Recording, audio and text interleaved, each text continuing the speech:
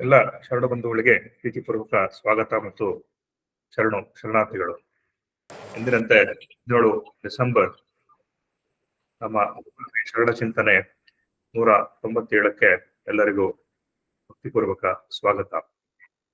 ಎಂದಿನಂತೆ ಇದೊಂದು ಸಾಮೂಹಿಕ ಸಂವಾದ ಚಿಂತನಾ ಕಾರ್ಯಕ್ರಮದಲ್ಲಿ ವಿಷಯವಾಗಿ ಬಸವಣ್ಣನವರ ಕುರಿತ ಕಥಾನಕಗಳ ತಾತ್ವಿಕ ಸ್ವರೂಪ ಅನ್ನೋದ್ರ ಬಗ್ಗೆ ಚಿಂತನೆಯನ್ನ ನಡೆಸಿಕೊಳ್ಳಿದ್ದಾರೆ ನಮ್ಮವರೇ ಆದ ಡಾಕ್ಟರ್ ಶೈಲಜಾ ಪವಾಡ್ ಶೆಟ್ಟರ್, ಉಪನ್ಯಾಸಕರು ಶ್ರೀಮತಿ ರುದ್ರಾಂಬ MP ಪ್ರಕಾಶ್, ಸರ್ಕಾರಿ ಪ್ರಥಮ ದರ್ಜೆ ಕಾಲೇಜು ಹೂವಿನಹಡಗಲಿ. ಅವರಿಗೆ ಭಕ್ತಿಪೂರ್ವಕ ಸ್ವಾಗತ. ಮತ್ತೆ ಎಲ್ಲ ಹಿರಿಯ ಶರಣರಿಗೆ ಭಕ್ತಿಪೂರ್ವಕ ಸ್ವಾಗತವನ್ನು ಕೋರ್ತಾ ಇಂದಿನ ಚಿಂತನೆಯ ಆರಂಭವನ್ನ ಮಹಾಂತಮ್ಮ ಅವರು ವಚನ ಪ್ರಾರ್ಥನೆಯೊಂದಿಗೆ ನಡೆಸ್ಕೊಡ್ಬೇಕಂತ ಕೇಳ್ಕೊಳ್ತೀನಿ. ಶರಣಾರ್ಥಿ ಮೈಕ್ ಮ್ಯೂಟ್ ಮಾಡ್ಕೊಂಡು. ಓಕೆ ಸರ್, ಚರಣ. ಓಂ ಶ್ರೀ ಗುರು ಬಸವಲಿಂಗಾಯ ನಮಃ.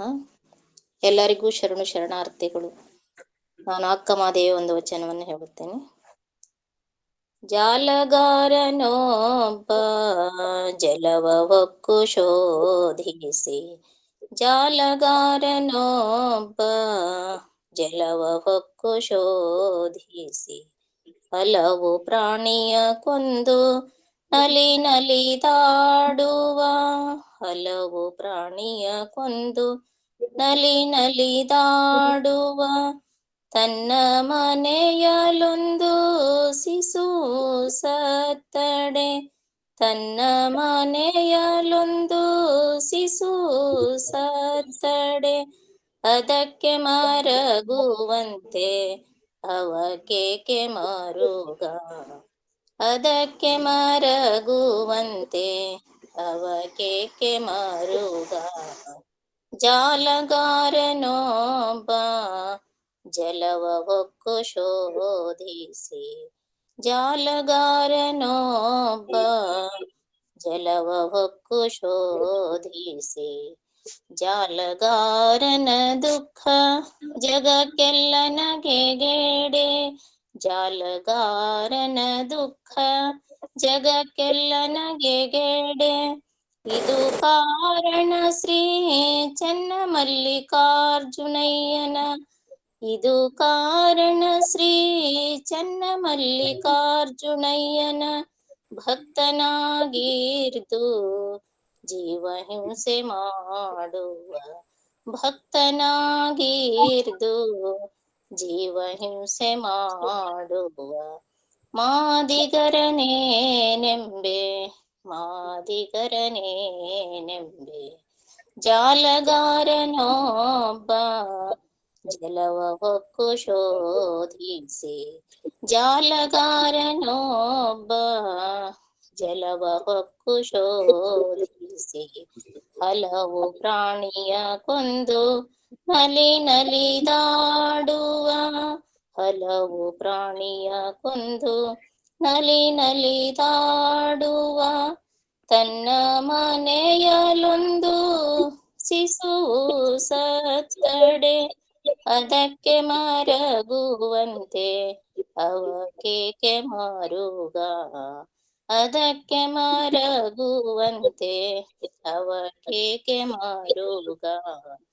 ಜಾಲಗಾರನೊಬ್ಬ ಜಲವ ಹೊಕ್ಕು ಶೋಧಿಸಿ, ಜಾಲಗಾರನೊಬ್ಬ ಜಾಲಗಾರನೊಬ್ಬ ಜಾಲಗಾರನೊಬ್ಬ ಜಲವ ಹೊಕ್ಕು ಶೋಧಿಸಿ. ಅವಕಾಶಕ್ಕಾಗಿ ಧನ್ಯವಾದಗಳು. ಎಲ್ಲರಿಗೂ ಶರಣಾರ್ಥಿ. ಶರಣಾರ್ಥಿಮ ಭಕ್ತಿಪೂರ್ವಕವಾಗಿ ವಚನ ಪ್ರಾರ್ಥನೆಯೊಂದಿಗೆ ಈ 197ನೇ ಸಾಮೂಹಿಕ ಸಂವಾದವನ್ನು ನಡೆಸಿಕೊಟ್ಟು ನಮಗೆ ಶರಣಾರ್ಥಿ.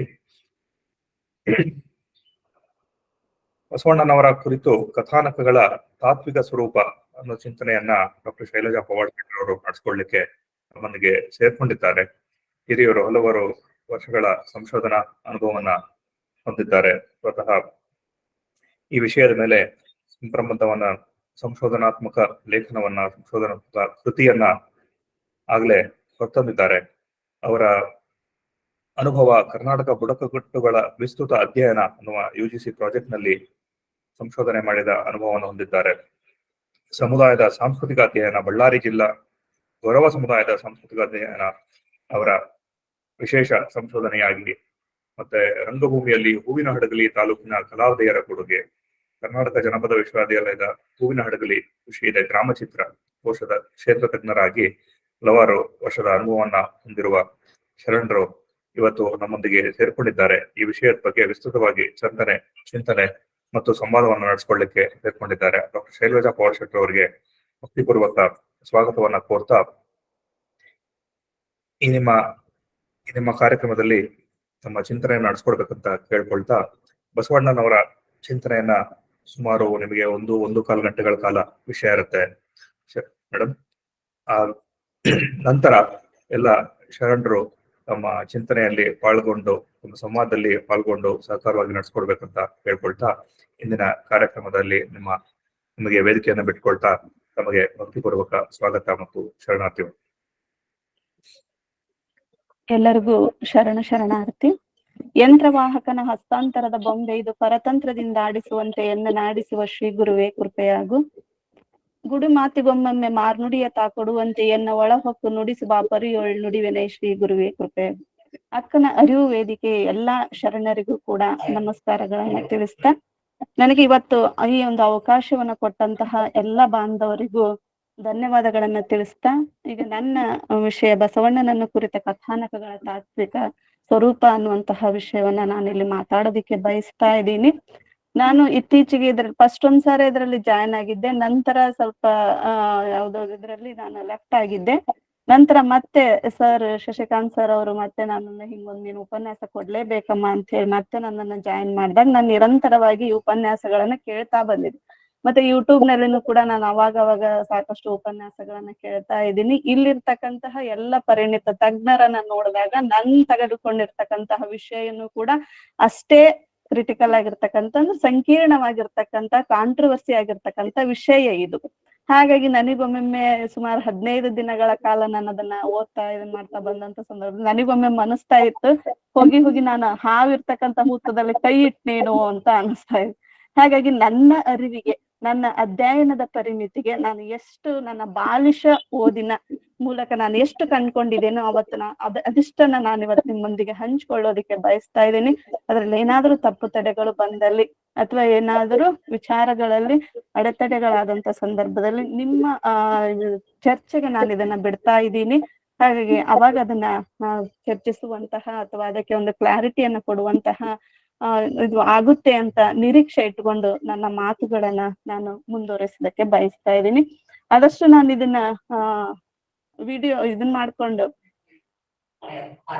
ಸ್ಕ್ರೀನ್ ಮಾಡ್ಕೊಂಡೆ ಮಾತಾಡೋದಕ್ಕೆ ಬಯಸ್ತಾ ಇದ್ದೀನಿ. ಸ್ಕ್ರೀನ್ ಶೇರ್ ಮಾಡ್ತಾ ಇದ್ರಮ್ಮ? ಸರ್ ಸ್ಕ್ರೀನ್ ಶೇರ್ ಮಾಡ್ತಾ ಇದ್ರ ಅಂದ?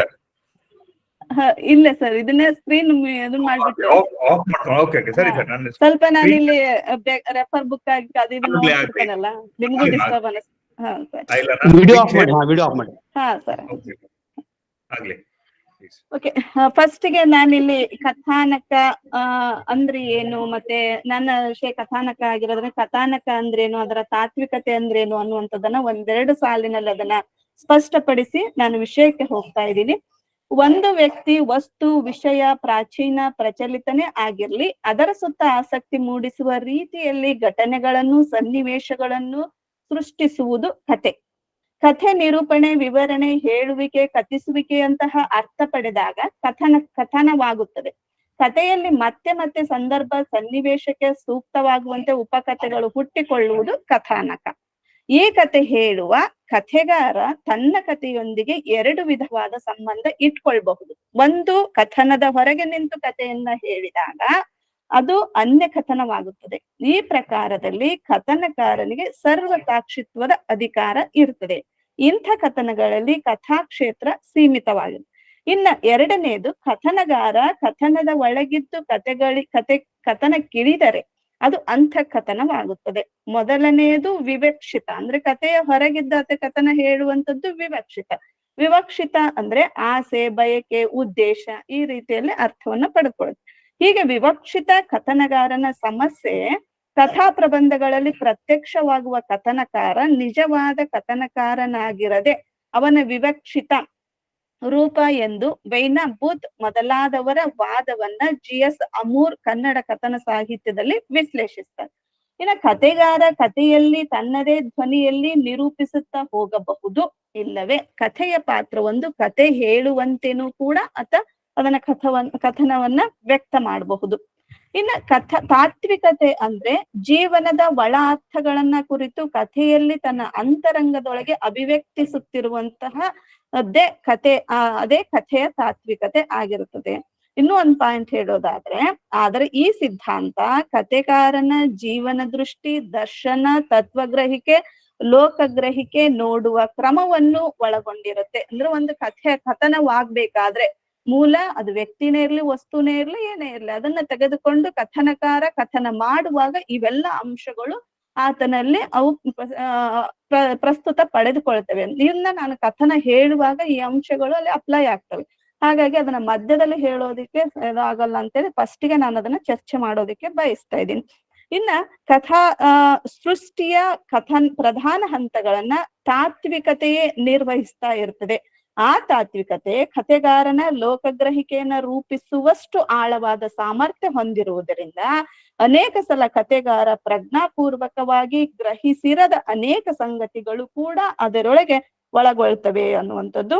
ಅಂತಹ ಅನೇಕ ಅಂಶಗಳನ್ನ ಕಥಾ ಸೃಷ್ಟಿಯ ಬಳಿಕವೇ ಕಥೆಗಾರ ಹೊಸದಾಗಿ ಕಂಡುಕೊಳ್ಳುವ ಸಾಧ್ಯತೆಗಳಿವೆ. ಅಂದರೆ ತಾತ್ವಿಕತೆಯು ಕಥೆಗಾರ ಪ್ರಜ್ಞಾಪೂರ್ವಕವಾಗಿ ಹಾಗೂ ಅಪ್ರಜ್ಞಾಪೂರ್ವಕವಾಗಿಯೂ ಗ್ರಹಿಸಿರದ ಅನೇಕ ಸಂವಾದಾತ್ಮಕ ಅನುಭವಗಳ ವೈಚಾರಿಕ ಸ್ವರೂಪ ಅಂತ ನಾವಿಲ್ಲಿ ಹೇಳಬಹುದು ಅನ್ನುವಂಥದ್ದು. ಹೀಗೆ ಸಾಕಷ್ಟು ಚರ್ಚೆ ಇದೆ ನನ್ನ ಈ ಕೃತಿಯಲ್ಲಿ, ಆದ್ರೆ ನಾನು ಕೆಲವೊಂದಿಷ್ಟನ್ನ ಮಾತ್ರ ಇಲ್ಲಿ ನಿಮ್ಮೊಂದಿಗೆ ಹಂಚ್ಕೊಳ್ಳೋದಿಕ್ಕೆ ಬಯಸ್ತಾ ಇದ್ದೀನಿ ಅನ್ನುವಂಥದ್ದು. ಇನ್ನ ಕಥಾನಕ ಬಸವಣ್ಣನಿಗೆ ಹೋಗುವುದಕ್ಕಿಂತ ಮುಂಚೆ ವಚನದ ಬಸವಣ್ಣನ ಬಗ್ಗೆ ಒಂದೆರಡು ವಿಷಯಗಳನ್ನ ಪ್ರಸ್ತಾಪಿಸಿ ನಂತರ ಕಥಾನಕದ ಬಸವಣ್ಣನಿಗೆ ಹೋಗೋಣ. ಇಲ್ಲಿ ನನ್ನ ಅಧ್ಯಯನಕ್ಕೆ ತೆಗೆದುಕೊಂಡಂತಹ ಕಥಾನಕಗಳು ಯಾವ್ಯಾವು ಅಂದ್ರೆ ಹರಿಹರನ ಬಸವರಾಜ ದೇವರ ರಗಳೆ, ಮತ್ತೆ ಭೀಮಕವಿಯ ಬಸವ ಪುರಾಣ, ಲಕ್ಕಣ್ಣ ದಂಡೇಶನ ಶಿವತತ್ವ ಚಿಂತಾಮಣಿ, ಸಿಂಗಿರಾಜನ ಬಸವರಾಜ ಚಾರಿತ್ರ್ಯ, ಇನ್ನು 4 ಶೂನ್ಯ ಸಂಪಾದನೆಗಳು: ಶಿವಗಣ ಪ್ರಸಾದಿಯ ಶೂನ್ಯ ಸಂಪಾದನೆ, ಹಲಗೆಯಾರನ ಶೂನ್ಯ ಸಂಪಾದನೆ, ಗುಮ್ಮಳಾಪುರದ ಸಿದ್ಧಲಿಂಗಯತಿಯ ಶೂನ್ಯ ಸಂಪಾದನೆ, ಗೋಳೂರು ಸಿದ್ಧವೀರಣ್ಣೊಡೆಯನ ಶೂನ್ಯ ಸಂಪಾದನೆಗಳು. ಇವು ಕಥಾನಕಕ್ಕೆ ನಾನು ತೆಗೆದುಕೊಳ್ಳುವಂತಹ ಕೃತಿಗಳು. ಆದರೆ ಇಲ್ಲಿನ ಒಂದು ಅವಧಿಯಲ್ಲಿ ಇವೆಲ್ಲವನ್ನ ಪ್ರಸ್ತಾಪಿಸೋದಿಕ್ಕೆ ಸಾಧ್ಯವಾಗದೇ ಇರುವುದರಿಂದ ಮುಂದೊಂದು ದಿನ ನನ್ನ ಉಪನ್ಯಾಸ ನಿಮ್ಮ ಹೃದಯಕ್ಕೆ ಒಪ್ಪಿ ಅವಕಾಶ ಕೊಟ್ಟಲ್ಲಿ ಮತ್ತೆ ಅದನ್ನ ಚರ್ಚೆಗೆ ಇಟ್ಕೊಳ್ತೇನೆ. ಹಾಗಾಗಿ ಈಗ ಒಂದು ತಾಸಿನ ಅವಧಿಯಲ್ಲಿ ಎಷ್ಟು ನಾನು ಮಂಡನೆ ಮಾಡೋದಿಕ್ಕೆ ಸಾಧ್ಯ ಇದೆಯೋ ಅದನ್ನ ನಾನಿಲ್ಲಿ ಪ್ರಸ್ತಾಪ ಮಾಡೋದಿಕ್ಕೆ ಬಯಸ್ತಾ ಇದ್ದೀನಿ. ಇನ್ನ ವಚನದ ಬಸವಣ್ಣನನ್ನ ನೋಡೋದಾದ್ರೆ ಸಾಕಷ್ಟು ನೀವು ಸಾಕಷ್ಟು ಚರ್ಚೆ ಮಾಡಿದಿರಿ, ದಿನನಿತ್ಯನೂ ಕೂಡ ನಾನು ಗಮನಿಸ್ತಾ ಇದ್ದೀನಿ ಬಸವಣ್ಣನ ವಚನಗಳ ವಿಶ್ಲೇಷಣೆಯನ್ನ ಬರ್ತಾ ಇರ್ತಕ್ಕಂಥದ್ದನ್ನ. ಹಾಗಾಗಿ ನಾನು ಅಲ್ಲಿ ಸಂಕ್ಷಿಪ್ತವಾಗಿ ವಚನದ ಬಸವಣ್ಣನನ್ನ ಸಂಕ್ಷಿಪ್ತವಾಗಿ ಇಲ್ಲಿ ಒಂದಿಷ್ಟು ಹೇಳಿ ಮುಂದೆ ನಾನು ಕಥಾನಕದ ಬಸವಣ್ಣನಿಗೆ ಹೋಗ್ತೇನೆ. ಕೆಲವೊಂದು ವಚನಗಳ ಉಲ್ಲೇಖ ನಾನು ಮಾಡ್ತೇನೆ. ಹೊನ್ನಿನೊಳಗೊಂದೊರೆಯ ಸೀರೆಯೊಳಗೊಂದೆಳೆಯ ಇಂದಿಂಗೆ ನಾಳಿಂಗೆ ಬೇಕೆಂದೆ ನಾದಡೆ, ನಿಮ್ಮಾಣೆ ನಿಮ್ಮ ಪ್ರಮತರಾಣೆ ನಿಮ್ಮ ಶರಣರಿಗಲ್ಲದೆ ಮತ್ತೊಂದನರಿಯೇ ಕೂಡಲ ಸಂಗಮ ದೇವ ಅನ್ನುವಂತಹ ವಚನ ಆಗಿರಬಹುದು. ತನು ಮನ ಧನವ ಸಬಿಸಲೇಬೇಕು ನಮ್ಮ ಕೂಡಲ ಸಂಗನ ಶರಣರಿಗೆ ಅಂಜಲೇಬೇಕು ಅನ್ನುವಂಥದ್ದು.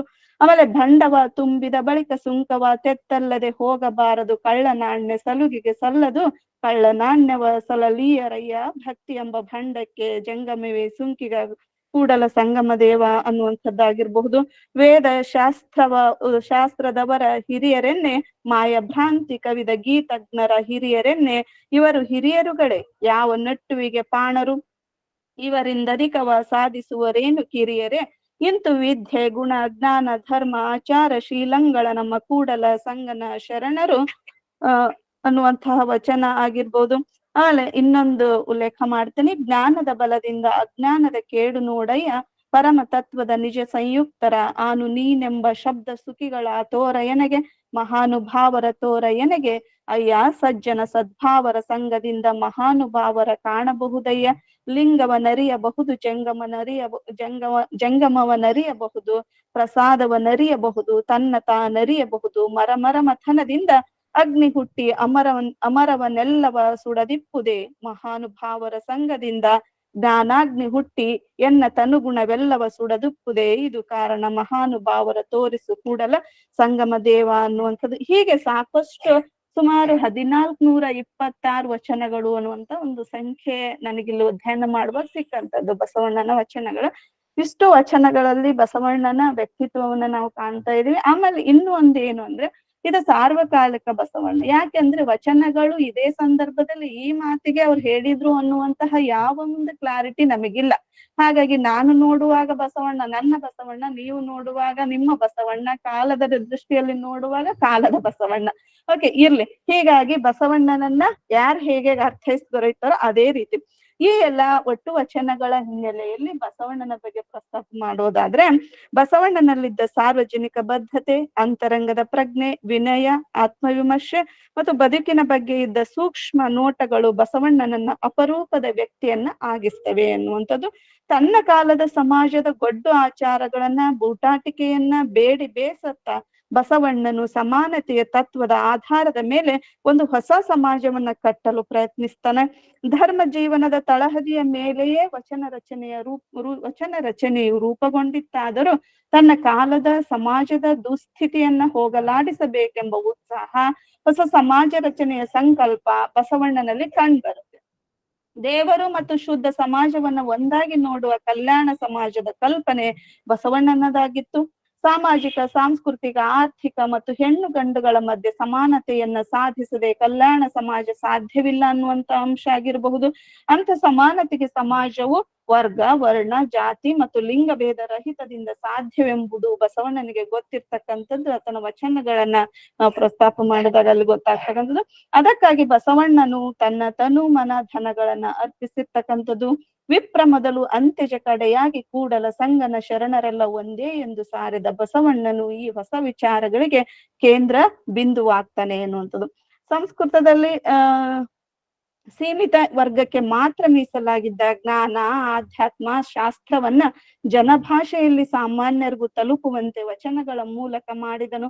ಆತ್ಮ ಸಾಧನೆ, ಶೋಧನೆ, ಉದ್ಧಾರಗಳಿಗೆ ದಾರಿ ತೋರಿಸಿದಂಥ ಬಸವಣ್ಣನ ತಾನೆಷ್ಟು ಸೃಜನಾತ್ಮಕನಾಗಿದ್ದನೋ ಅಷ್ಟೇ ತನ್ನ ಸುತ್ತಲೂ ಸೃಜನಾತ್ಮಕ ವಾತಾವರಣವನ್ನ ನಿರ್ಮಿಸಿದನು. ವ್ಯಕ್ತಿ ಸ್ವಾತಂತ್ರ್ಯದಲ್ಲಿ ನಂಬಿಕೆ ಇದ್ದ ಬಸವಣ್ಣನು ಅನುಭವ ಮಂಟಪ ರಚಿಸಿ ಎಲ್ಲರೂ ಚರ್ಚಿಸಲು ಮುಕ್ತ ಅವಕಾಶವನ್ನ ಮಾಡಿಕೊಟ್ಟ. ಅಲ್ಲಮ ಪ್ರಭುವಿನ ಅಧ್ಯಕ್ಷತೆಯಲ್ಲಿ ಸಿದ್ದರಾಮ, ಚನ್ನಬಸವಣ್ಣ, ಅಕ್ಕ ಮಹಾದೇವಿಯರನ್ನೊಳಗೊಂಡು 106 ಶರಣರು ಶರಣೆಯರಿಂದ ಭಕ್ತಿ, ತತ್ವ, ಆಧ್ಯಾತ್ಮ, ಅನುಭಾವಗಳ ಸ್ವತಂತ್ರ ಸಂವಾದ ಗೋಷ್ಠಿಯಾಗಿ ಬಸವಣ್ಣನ ಮೂಲಕ ವಚನ ಸಾಹಿತ್ಯದ ಸೃಷ್ಟಿಗೂ ಪ್ರೇರಕವಾಯಿತು.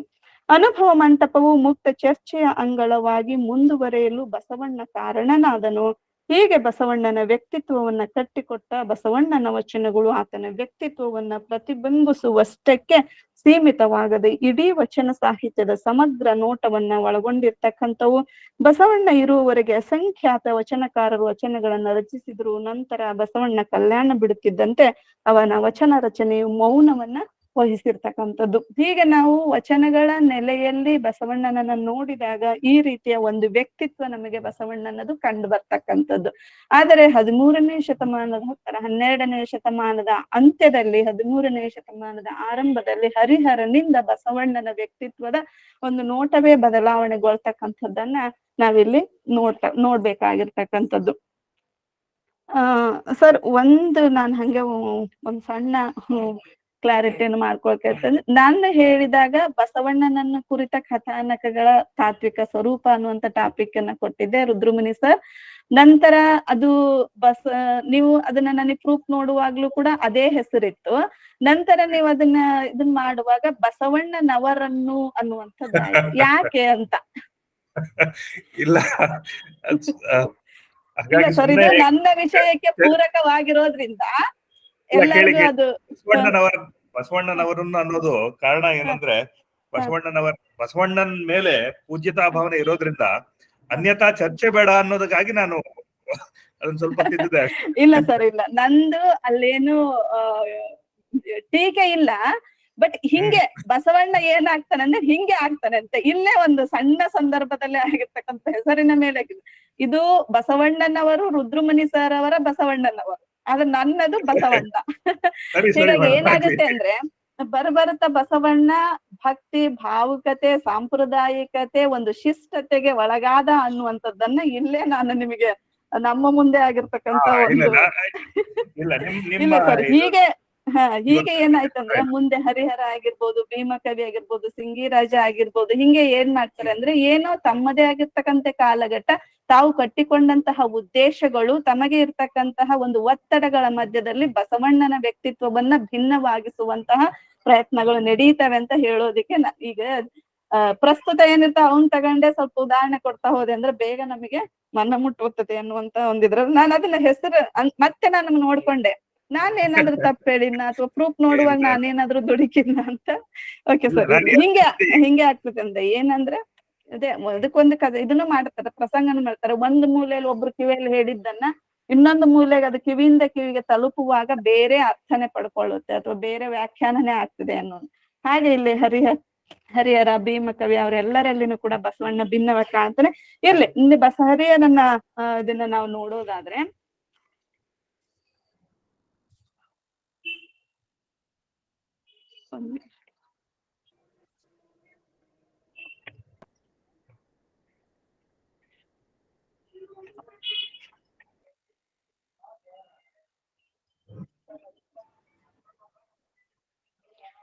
ಇಲ್ಲಿ ಹರಿಹರನ ಕಾಲ 13ನೇ ಶತಮಾನ. ಇಲ್ಲಿ ಕಲ್ಯಾಣ ಕ್ರಾಂತಿಯ ನಂತರದ ಮೊದಲ ಕವಿ ಅಂತಾನು ನಾವು ಆತನನ್ನ ಗುರುತಿಸ್ತೇವೆ.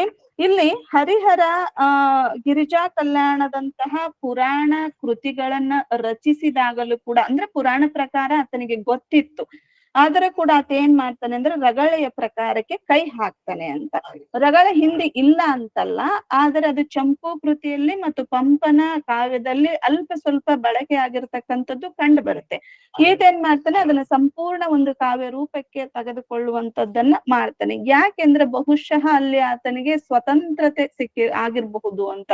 ಹಾಗಾಗಿ ಏನಂದ್ರೆ ಇಲ್ಲಿ ಆತ ಯಾಕೆಂದ್ರೆ ರಗಳೆ ಇದನ್ನ ಯಾರು ಬಳಕೆ ಮಾಡಿಲ್ಲ, ಹಾಗಾಗಿ ನನ್ನನ್ನ ಪ್ರಶ್ನಿಸುವಂತಹ, ಅಲುಗಾಡಿಸುವಂತಹ, ಒಂದು ಯಾವುದೇ ಪ್ರತಿರೋಧ ಇಲ್ಲದೆ ಇರಬಹುದು ಅನ್ನುವಂತಹ ಸ್ವತಂತ್ರತೆಯನ್ನ ಬಯಸಿ ಆತ ಬಹುಶಃ ರಗಳೆಯನ್ನ ತೆಗೆದುಕೊಂಡಿರಬಹುದು ಅನ್ನುವಂಥದ್ದು ಒಂದಂಶ.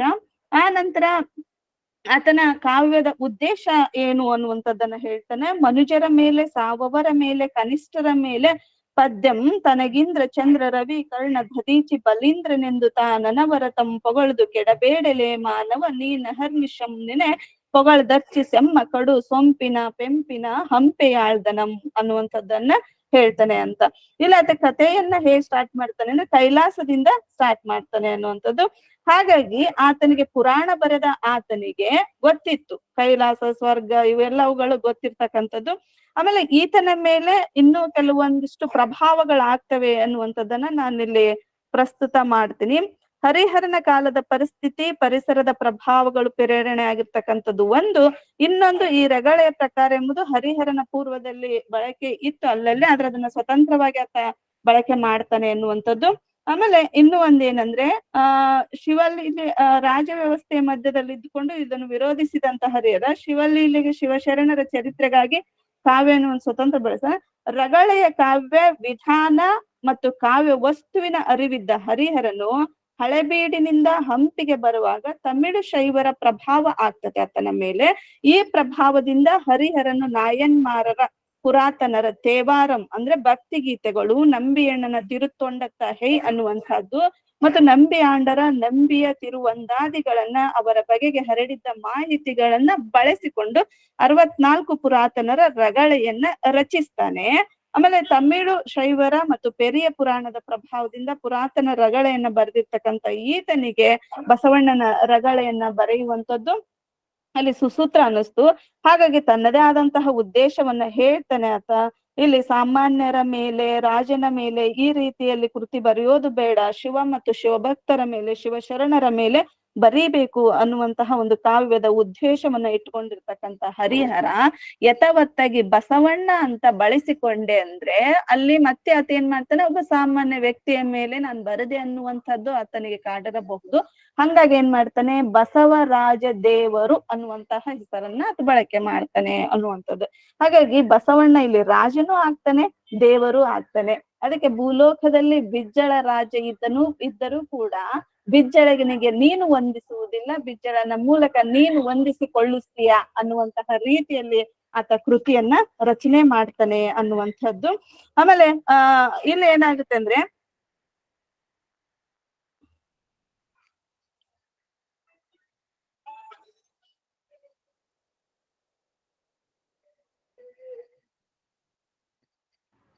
ಮೇಡಮ್ ಇದ್ದೀರಲ್ಲ?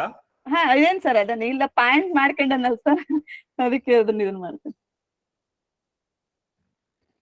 ಇಲ್ಲಿ ಇಲ್ಲಿ ಕಥೆಯನ್ನ ಕೈಲಾಸದಿಂದ ಪ್ರಾರಂಭ ಮಾಡ್ತಾನೆ. ಒಮ್ಮೆ ಶಿವನ ಒಡ್ಡೋಲಗದಲ್ಲಿ ಶಿವ ಪಾರ್ವತಿಯರಾದಿ ಕುಂತಿರ್ತಕ್ಕಂಥ ಸಂದರ್ಭದಲ್ಲಿ ಅಲ್ಲಿ ಒಡ್ಡೋಲಗದಲ್ಲಿ ಬಂದಂತಹ ಮಾಲೆಗಾರ ಶಿವನಿಗೆ ಕಂಪುಳ ಸಂಪಿಗೆ ಹೂವನ್ನ ಅರ್ಪಿಸ್ತಾನೆ. ಅವಾಗ ಶಿವನ ಆಜ್ಞೆಯ ಪ್ರಕಾರ ಋಷಭ ಮುಖ ಏನ್ ಮಾಡ್ತಾನೆ, ಎಲ್ಲಾ ಗಣಾಧೀಶ್ವರರಿಗೂ ಆ ಹೂಗಳನ್ನ ಕೊಡ್ತಾನೆ ಪ್ರಸಾದ ರೂಪದಲ್ಲಿ. ಆದ್ರೆ ಕೊಡುವಾಗ ಏನ್ ಮಾಡ್ತಾನೆ, ಸ್ಕಂದ ದೇವನಿಗೆ ಅದನ್ನ ಕೊಡೋದನ್ನ ಮರೆತು ಬಿಡ್ತಾನೆ. ಬೇಕು ಅಂತ ಅಲ್ಲ, ಮರೆತು ಬಿಡ್ತಾನೆ. ಬಟ್ ಶಿವ ಕೇಳಿದಾಗ ಇಲ್ಲ ಎಲ್ಲರಿಗೂ ಅದನ್ನ ಹಂಚಿದೆ ಅಂತ ಹೇಳ್ತಾನೆ. ಅವಾಗ ಶಿವ ಏನ್ ಮಾಡ್ತಾನೆ, ಈ ತಪ್ಪಿನ ಪ್ರಾಯಶ್ಚಿತ್ತಕ್ಕಾಗಿ ನೀನು ಭೂಲೋಕದಲ್ಲಿ ಜನಿಸಿ ಮತ್ತೆ ಪ್ರಸಾದದ ಮಹತ್ವವನ್ನ ಸಾರಿ ಮತ್ತೆ ನೀನ್ ಪುನರ್ಜನ್ಮ ಬಿಡದು ಇಲ್ಲಿಗೆ ವಾಪಸ್ ಬಾ ಅನ್ನುವಂತಹ ಇದನ್ನ ಹೇಳ್ತಾನೆ. ಅದಕ್ಕೆ ಅಲ್ಲಿ ಹರಿಹರ ಹೇಳ್ತಾನೆ, ಯಮಗೆ ಕೊಡದಿರ್ಪಡೆಂ ಸೈರಿಸುವ ವಾಯುಯ್ಯ, ವಿಮಲ ಶಿಶುವಿಂಗೆ ಹುಸಿ ನುಡಿಯ ಸೈರಿಸುವ ವಾವಯ್ಯ, ಇದರಿಂದ ಒಂದು ಜನನಂ ನಿನಗೆ ದೊರಕಿತ್ತು ಮುದದಿಂದ ಹೋಗಯ್ಯ ಜನನವಂ ನೀ ಹೊತ್ತು ಅಂತ ಹರಿಹರಲ್ಲಿ ಶಿವನ ಮೂಲಕ ಅದನ್ನ ಹೇಳಿಸ್ತಾನೆ ಅಂತ. ಹೀಗೆ ಹಿಂದೆ ಚರ್ಚಿಸಿದಂತೆ ಹರಿಹರನಿಗೆ ಪುರಾಣ ಯಾಕೆ ಕೈಲಾಸದಿಂದ ಕಥೆಯನ್ನ ಪ್ರಾರಂಭ ಮಾಡ್ತಾನೆ ಅಂದ್ರೆ, ಪುರಾಣ ಕಲ್ಪನೆಯ ಪರಿಚಯವಿದ್ದ ತನಗೆ ಪುರಾಣ ಕಲ್ಪನೆ ಅಂಶಗಳಾದ ಕೈಲಾಸದ ವರ್ಣನೆ, ಗಣೇಶ್ವರರ ಕಲ್ಪನೆ, ಜನ್ಮ ಪುನರ್ಜನ್ಮಗಳ ನಂಬಿಕೆ ಮತ್ತು ಕಥೆ ಉಪಕಥೆಗಳ ವಿಧಾನಗಳಿಂದ ಬಸವಣ್ಣನ ಕಥೆ ಅಲ್ಲಿ ರಚನೆಗೊಳ್ತದೆ. ಈ ಬಳಕೆಯಿಂದ ವಚನ ಸಾಹಿತ್ಯದ ಬಸವಣ್ಣ ಅಲ್ಲಿ ಏನಾಗ್ತಾನೆ ಅಂದ್ರೆ ಕೈಲಾಸದಿಂದ ಚಿತ್ರಣಗೊಳ್ತಾನೆ ಅಂತ. ಇನ್ನ ಋಷಭ ಮುಖನ ತಪ್ಪಿನ ಕತೆ ಹೆಣೆಯುವಾಗ ಹರಿಹರನ ಮೇಲೆ ಪುರಾಣದ ಪ್ರಭಾವ ಅಷ್ಟೇ ಅಲ್ಲ, ವಚನಗಳು ಕೂಡ ಅಲ್ಲಿ ಆತನನ್ನ ಕಾಡಿರ್ತಕ್ಕಂಥವಿದಾವೆ. ಅದಕ್ಕೆ ಬಸವಣ್ಣನ ವಚನ ಅಲ್ಲಿ ನೆನಪು ಮಾಡ್ಕೊಳ್ತಾನೆ, ಅರಿತರೆ ಶರಣ ಮರೆತರೆ ಮಾನವ ಅನ್ನುವಂತಹ ವಚನ ಬಹುಶಃ ಅಲ್ಲಿ ಆ ಕತೆ ಹೆಣೆಯುವಾಗ ಆತನಿಗೆ ಗಮನಕ್ಕೆ ಬಂದಿರಬಹುದು ಅನ್ನುವಂಥದ್ದು. ಆತನ ಮರುವನ್ನೇ ಋಷಭನ ಮರುವನ್ನೇ ಅಲ್ಲೇನ್ ಮಾಡ್ತಾನೆ, ಕಾರಣ ಕೊಡ್ತಾ ಪರಮಾತ್ಮನನ್ನ ಭೂಲೋಕಕ್ಕೆ ಕಳಿಸುವಂತಹ ಕಥೆಯನ್ನ ಆತ ಚಿತ್ರಿಸ್ತಾನೆ. ಹೀಗೆ ಅರಿಷಡ್ವರ್ಗಗಳ ತಾಪತ್ರೆ ಬೇಗೇನ್ ಬಂದಿರ್ತಕ್ಕಂಥ ಓಕೆ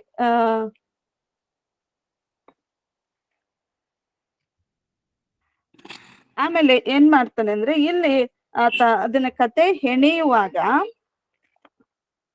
ಒಂದ್ ನಿಮಿಷ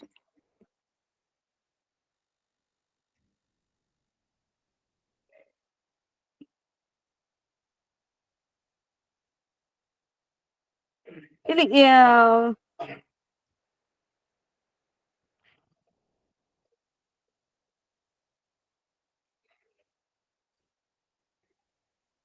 ಇಲ್ಲಿ ಬಸವಣ್ಣ ಏನ್ ಮಾಡ್ತಾನೆ, ಆತನ ಉದ್ದೇಶ ಬಸವಣ್ಣನ ಅಪ್ಪಟ ಶಿವಭಕ್ತ ಧರ್ಮಾಭಿಮಾನಿ ಅನ್ನುವಂಥದ್ದನ್ನ ತೋರಿಸುವಂಥದ್ದು ಹರಿಹರನ ಉದ್ದೇಶವಾದ್ರೂ ಕೂಡ ಕೆಲವೊಂದು ಸಂದರ್ಭದಲ್ಲಿ ಏನಾಗುತ್ತೆ ಅಂದ್ರೆ ಆತನಿಗೆ ಇವುಗಳನ್ನ ಮೀರಿ ನಿಲ್ಲೋಕಾಗಲ್ಲ. ಸಾಮಾಜಿಕ ವ್ಯವಸ್ಥೆಯನ್ನ ಮತ್ತು ವಾಸ್ತವವನ್ನ ತನ್ನಿಂದ ಮೀರಲಾಗದೆ ಹೋಗ್ತಾನೆ. ಹಾಗಾಗಿ ಸಂದರ್ಭಕ್ಕೆ ತಕ್ಕಂತೆ ಸಂಸಾರ ಸಂದರ್ಭಗಳ ಘಟನೆಗಳನ್ನು ಕೂಡ ಅಲ್ಲಿ ಹರಿಹರ ತರ್ತಾನೆ. ಇದಕ್ಕೆ ಒಂದೆರಡು ಘಟನೆಗಳನ್ನು ಉದಾಹರಣೆ ಕೊಡೋದಾದ್ರೆ, ಕೆಲವು ದಿನಗಳಲ್ಲಿ ಬಸವಣ್ಣ ಏನ್ ಮಾಡ್ತಾನೆ, ಗಂಗಾಂಬಿಕೆ ಮತ್ತು ಮಾಯಾದೇವಿಯರನ್ನ ಮದುವೆ ಆಗುವಂತಹ ಪ್ರಸಂಗವನ್ನ ತರ್ತಾನೆ. ಆಮೇಲೆ ಗಂಗಾಂಬಿಕೆ ಗರ್ಭ ಧರಿಸಿ ನವಮಾಸ ತುಂಬಿ ನಂತರ ಶಿಶುವಿಗೆ ಸಿದ್ಧರಸನೆಂಬ ಶಿಶುವಿಗೆ ಜನ್ಮವನ್ನ ಕೊಡುವಂಥದ್ದು, ಮಗನ ಬಾಲಲೀಲೆಯಲ್ಲಿ ಬಸವಣ್ಣ ಮೈಮರೆಯುವಂಥದ್ದು, ಇಂತಹ ಸಾಮಾಜಿಕ ಒಂದು ಸಾಂಸಾರಿಕ ಪ್ರಸಂಗಗಳನ್ನು ಕೂಡ ಅಲ್ಲಿ ಏನ್ ಮಾಡ್ತಾನೆ ಹರಿಹರ ತನ್ನ ಉದ್ದೇಶಕ್ಕೆ ಕಥಾ ಉದ್ದೇಶಕ್ಕೆ ಒಂದ್ ಸ್ವಲ್ಪ ವ್ಯತಿರಿಕ್ತವಾಗಿ ಅನಿವಾರ್ಯವಾಗಿ ವ್ಯವಸ್ಥೆಯನ್ನ ಮೀರದೆ ಅದನ್ನು ತರುವಂತಹ ಪ್ರಸಂಗಗಳನ್ನು ಕೂಡ ಅಲ್ಲಿ ಹೆಣೀತಾನೆ ಅನ್ನುವಂಥದ್ದು. ಹಾಗಾಗಿ ಭಕ್ತಿ ಪ್ರಿಯನಾದ ಹರಿಹರನು ಸಂಪೂರ್ಣ ಸಂಸಾರ ಬಂಧನದಿಂದ ಹರಿದು ಬಸವಣ್ಣನನ್ನ ತೋರ ತರುವುದಿಲ್ಲ. ಆದರೆ ಅದೇ ಹರಿಹರನಿಗೆ ಮುಖ್ಯವಾಗಿ ಕಾಣೋದಿಲ್ಲ. ಅಲ್ಲಲ್ಲೇ ಹೆಚ್ಚಾಗಿ ಅದನ್ನ ವ್ಯಕ್ತ ಮಾಡದೆ ಅಲ್ಲಲ್ಲೇ ತೀರ ವ್ಯವಸ್ಥೆಯನ್ನ ಮೀರಲಾರದೆ ಏನ್ ಮಾಡ್ತಾನೆ, ಅಲ್ಲಲ್ಲೇ ಒಂದು ಸಾಲಿನಲ್ಲಿ ಅದನ್ನ ವರ್ಣನೆಯನ್ನು ಕೊಟ್ಟು ಮತ್ತೆ ಮುಂದಿನ ತನ್ನ ಉದ್ದೇಶಕ್ಕೆ ಬಸವಣ್ಣನನ್ನ ಎಳ್ಕೊಂಡು ಹೋಗ್ತಾನೆ ಅನ್ನುವಂಥದ್ದು. ಹಾಗಾಗಿ ಇಲ್ಲೇನಾಗ್ತದೆ ಅಂದ್ರೆ ಸಂಗಮೇಶ್ವರನನ್ನ ಪೂಜಿಸ್ತಾ ಕಪ್ಪಡಿ ಸಂಗಮದಲ್ಲಿ ನೆಲೆ ನಿಲ್ತಕ್ಕಂತಹ ಬಸವಣ್ಣ ನಸುಕಿನಲ್ಲಿ ಎದ್ದು ಮೊಗ್ಗು ಅರಳದ ದುಂಬಿ ಕುಳಿತಿರದ ಸೂರ್ಯ ಕಿರಣಗಳು ತಾಗದ ಹೂ ಪತ್ರೆಗಳನ್ನ ತಂದು ಸಂಗಮೇಶ್ವರನನ್ನ ಪೂಜಿಸ್ತಾನೆ ಅಂತ. ಇಲ್ಲಿ ಉಳ್ಳವರು ಶಿವಾಲಯವ ಮಾಡಿಹರು ನಾನೇನು ಮಾಡುವೆ ಬಡವನಯ್ಯ ಎನ್ನ ಕಾಲೇ ಕಂಬ ದೇಹವೇ ದೇಗುಲ ಶಿರಹನ್ನ ಕಲಶವಯ್ಯ ಕೂಡಲ ಸಂಗಮ ದೇವ ಕೇಳಯ್ಯ ಸ್ಥಾವರ ಕಳಿವಿಂಟು ಜಂಗಮ ಕಳಿವಿಲ್ಲ ಅನ್ನುವಂತಹ ಬಸವಣ್ಣ ಇಲ್ಲಿ ಹೂಪತ್ರೆಗಳನ್ನ ತರುದು ತಂದು ಅಲ್ಲಿ ಪೂಜಿಸುವಂತಹ ಪ್ರಸಂಗ ಯಾಕೆ ಬರುತ್ತೆ ಅನ್ನುವಂಥದ್ದನ್ನ ಇಲ್ಲಿ ಗುರುಪಾದ ಮರಿಗುದ್ದಿ ಅವರು ಅದನ್ನ ಪ್ರಸ್ತಾಪ ಮಾಡ್ತಾರೆ. ಕವಿಯ ಆತ್ಮಗೀತಾತ್ಮಕ ಪುಷ್ಪಕ ರಗಳೆಯಲ್ಲಿ ಸ್ಥಾವರ ಲಿಂಗದ ಪೂಜೆಯನ್ನ ಹರಿಹರ ಉಜ್ವಲವಾಗಿ ಬಳಕೆ ಮಾಡಿದ್ದಾನೆ, ಅದನ್ನ ವಿವರಿಸಿದ್ದಾನೆ ಅನ್ನುವಂಥದ್ದು. ಇನ್ನು ಬಸವಲಿಂಗ ಸೊಪ್ಪಿಮಠ ಅವರ ಅಭಿಪ್ರಾಯವೂ ಕೂಡ ಇದಕ್ಕೆ ಪೂರಕವಾಗಿ ಬರ್ತದೆ. ಪುಷ್ಪರಗಳೆಯಲ್ಲಿ ಹೇಳಿಕೊಳ್ಳುವಂತಹ ವಿವರಗಳು ಹಾಗೂ ಬಸವಣ್ಣನ ಸಂದರ್ಭದ ವಿವರಗಳಲ್ಲಿ ಹೋಲಿಕೆ ಕಂಡ್ಬರುತ್ತೆ ಅನ್ನುವಂಥದ್ದು. ಬಸವಣ್ಣನ ವ್ಯಕ್ತಿತ್ವವನ್ನ ಇನ್ನೊಂದು ರೀತಿಯಲ್ಲಿ ಆತ ಹೊಂದಿರೋದು, ಇದಕ್ಕೆ ಯಾಕೆ ಆತ ತನ್ನನ್ನ ಆ ರೀತಿ ಇದನ್ ಮಾಡ್ತಾನೆ, ವ್ಯಕ್ತೀಕರಿಸ್ತಾನೆ ಅಂದ್ರೆ ಇಲ್ಲಿ ಆತ ಬಸವಣ್ಣನ ಇನ್ನೊಂದು ವ್ಯಕ್ತಿತ್ವವನ್ನ ಹರಿಹರನು ಕೂಡ ಹೊಂದಿರ್ತಕ್ಕಂಥದ್ದು. ಮತ್ತು ನಮಗೆ ಹಂಗಾಗಿ ಇದಷ್ಟು ಸಮೀಕರಿಸಿ ಹೇಳೋದು ಕೆಲವೊಂದು ಸಂದರ್ಭದಲ್ಲಿ ನಮಗೆ ಯಾವುದು ಚರಿತ್ರೆ ಯಾವುದು ಅನುಭವ ಎನ್ನುವ ಗೆರೆ ಅಳಿಸಿ ಹೋಗುವಷ್ಟರ ಮಟ್ಟಿಗೆ ನಮಗೆ ಅಲ್ಲಿ ಕಾಣಿಸ್ತದೆ ಅನ್ನುವಂತಹ ಮಾತನ್ನ ಬಸವಲಿಂಗ ಸೊಪ್ಪಿಮಠ ಅವರು ಪ್ರಸ್ತಾಪ ಮಾಡ್ತಾರೆ. ಆಮೇಲೆ ಈ ಮುಂದಿನ ಪ್ರಸಂಗದಲ್ಲಿ ಸಂಗನಾಜ್ಞೆಯಂತೆ ಮಂಗಳವಾಡಕ್ಕೆ ಬರ್ತಾನೆ. ಕರ್ಣಿಕ ವೇಷಭೂಷಣ ವರ್ಣಿಸುವಾಗ ತಾನು ಹಳೆಬೀಡಿನ ನರಸಿಂಹ ಬಲ್ಲಾಳನಾಗಿರ್ತಕ್ಕಂತಹ ಕರ್ಣಿಕ ವೇಷಭೂಷಣಗಳನ್ನು ಕೂಡ ಬಸವಣ್ಣನಲ್ಲಿ ಅಭಿವ್ಯಕ್ತಿಗೊಳಿಸ್ತಾನೆ.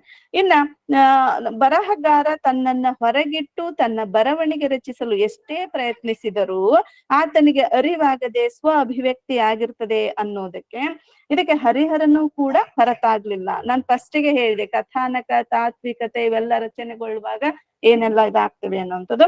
ಇನ್ನ ಬಸವಣ್ಣನ ವಿಚಾರಗಳು ಹರಿಹರನ ಜೀವನ ವಿಚಾರಗಳು ತುಂಬಾ ಹತ್ತಿರ ಇರ್ತಕ್ಕಂಥದ್ದನ್ನ KG ಕುಂದಣಗಾರ್ ಅವರು ಕೂಡ ಅದನ್ನ ಗುರ್ತಿಸ್ತಾರೆ. ಹೇಗಂದ್ರೆ ಬಸವಣ್ಣನು ಹರಿಹರ ದೇವರು ಹೇಳಿದಂತೆ ಋಷಭಮುಖನ ಅವತಾರವಾದರೆ ಹರಿಹರ ದೇವನು ಗಣನಹುಷನ ಅವತಾರ. ಅವನು ತನ್ನ ಜನಿವಾರವನ್ನು ಹರಿದೊಗೆದು ವೀರಶೈವನಾದರೆ ಹರಿಹರನು ಆರಾಧ್ಯ ಬ್ರಾಹ್ಮಣತ್ವವನ್ನ ಅಲ್ಲೆಗಳಿದು ವೀರಶೈವನಾದನು. ಬಸವಣ್ಣನು ಸಂಗಮೇಶ್ವರನ ಆಜ್ಞೆಯಂತೆ ಬಿಜ್ಜಳನ ಆಸ್ಥಾನವನ್ನ ಸೇರಿದರೆ ಪಂಪಾ ವಿರೂಪಾಕ್ಷನ ಆಜ್ಞೆಯಂತೆ ಹರಿಹರನು ವೀರಬಲ್ಲಾಳನ ಆಸ್ಥಾನವನ್ನ ಸೇರಿದನು. ಆತನು ಪವಾಡವನ್ನ ಮಾಡಿ ತೋರಿಸಿದರೆ ಇವನು ಪವಾಡ ಪುರುಷನೆಂದು ಐತಿಹ್ಯವಿದೆ. ಹೀಗೆ ಬಸವಣ್ಣನು ಸಂಗಮೇಶ್ವರನಲ್ಲಿ ಐಕ್ಯ ಅದ ಅನ್ನುವ ರೀತಿಯಲ್ಲಿ ಅದನ್ನ ಮಾಡುವಂಥದ್ದನ್ನ ಅಂದ್ರೆ ಇಲ್ಲಿ ಹರಿಹರನಿಗೂ ಮತ್ತು ಬಸವಣ್ಣನಿಗೂ ಇಲ್ಲಿ ಸಮೀಕರಣಗೊಳ್ತಕ್ಕಂಥದ್ದನ್ನ KG ಕುಂದಣಗಾರ್ ಅವರು ಕೂಡ ತಮ್ಮ ಅಧ್ಯಯನದಲ್ಲಿ ಅದರ ಬಗ್ಗೆ ಪ್ರಸ್ತಾಪವನ್ನ ಮಾಡ್ತಾರೆ ಅಂತ. ಇಲ್ಲಿ ಈ ರೀತಿ ಹರಿಹರ ಮಾಡ್ತಕ್ಕಂಥದ್ದು. ನಂತರ ಏನ್ ಮಾಡ್ತಾನೆ, ಬಸವಣ್ಣನನ್ನ ಪವಾಡಗಳಲ್ಲಿ ವ್ಯಕ್ತ ಮಾಡ್ತಕ್ಕಂಥದ್ದು ಅಂತ.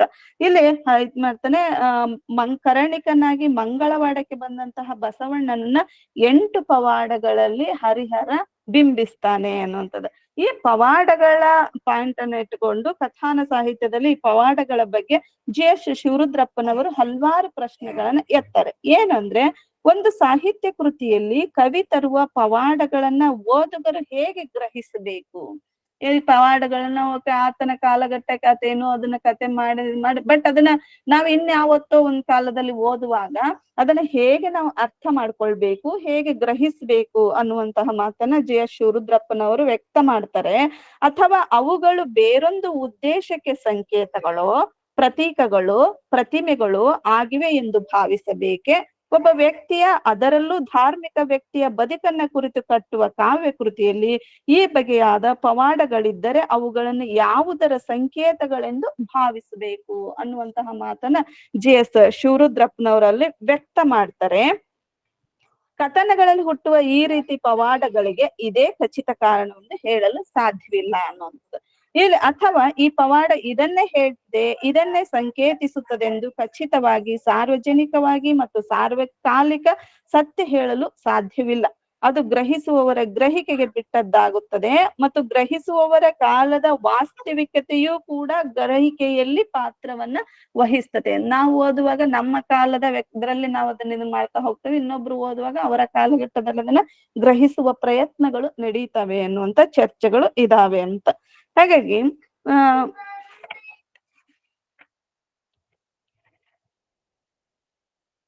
ಇಲ್ಲಿ ಕೇದಿಗೆ ಹೂವಿನ ಒಂದು ಸಾಕಷ್ಟು ಪವಾಡಗಳು ಬರ್ತವೆ. ಬಟ್ ಎಲ್ಲದನ್ನ ನಾನಿಲ್ಲಿ ಕಥೆಯನ್ನ ಹೇಳೋದಿಕ್ಕಿಂತ ಅದರ ಮೇಲಿನ ವೈಚಾರಿಕತೆಯನ್ನ ಚರ್ಚೆ ಮಾಡೋದು ಸೂಕ್ತ ಅಂತೇಳಿ ನಾನು ಕಥೆಯನ್ನ ಸಂಕ್ಷಿಪ್ತೀಕರಿಸಿ ವಿಷಯನ್ನ ನಾನು ತಗೊಳ್ತಾ ಇದ್ದೀನಿ.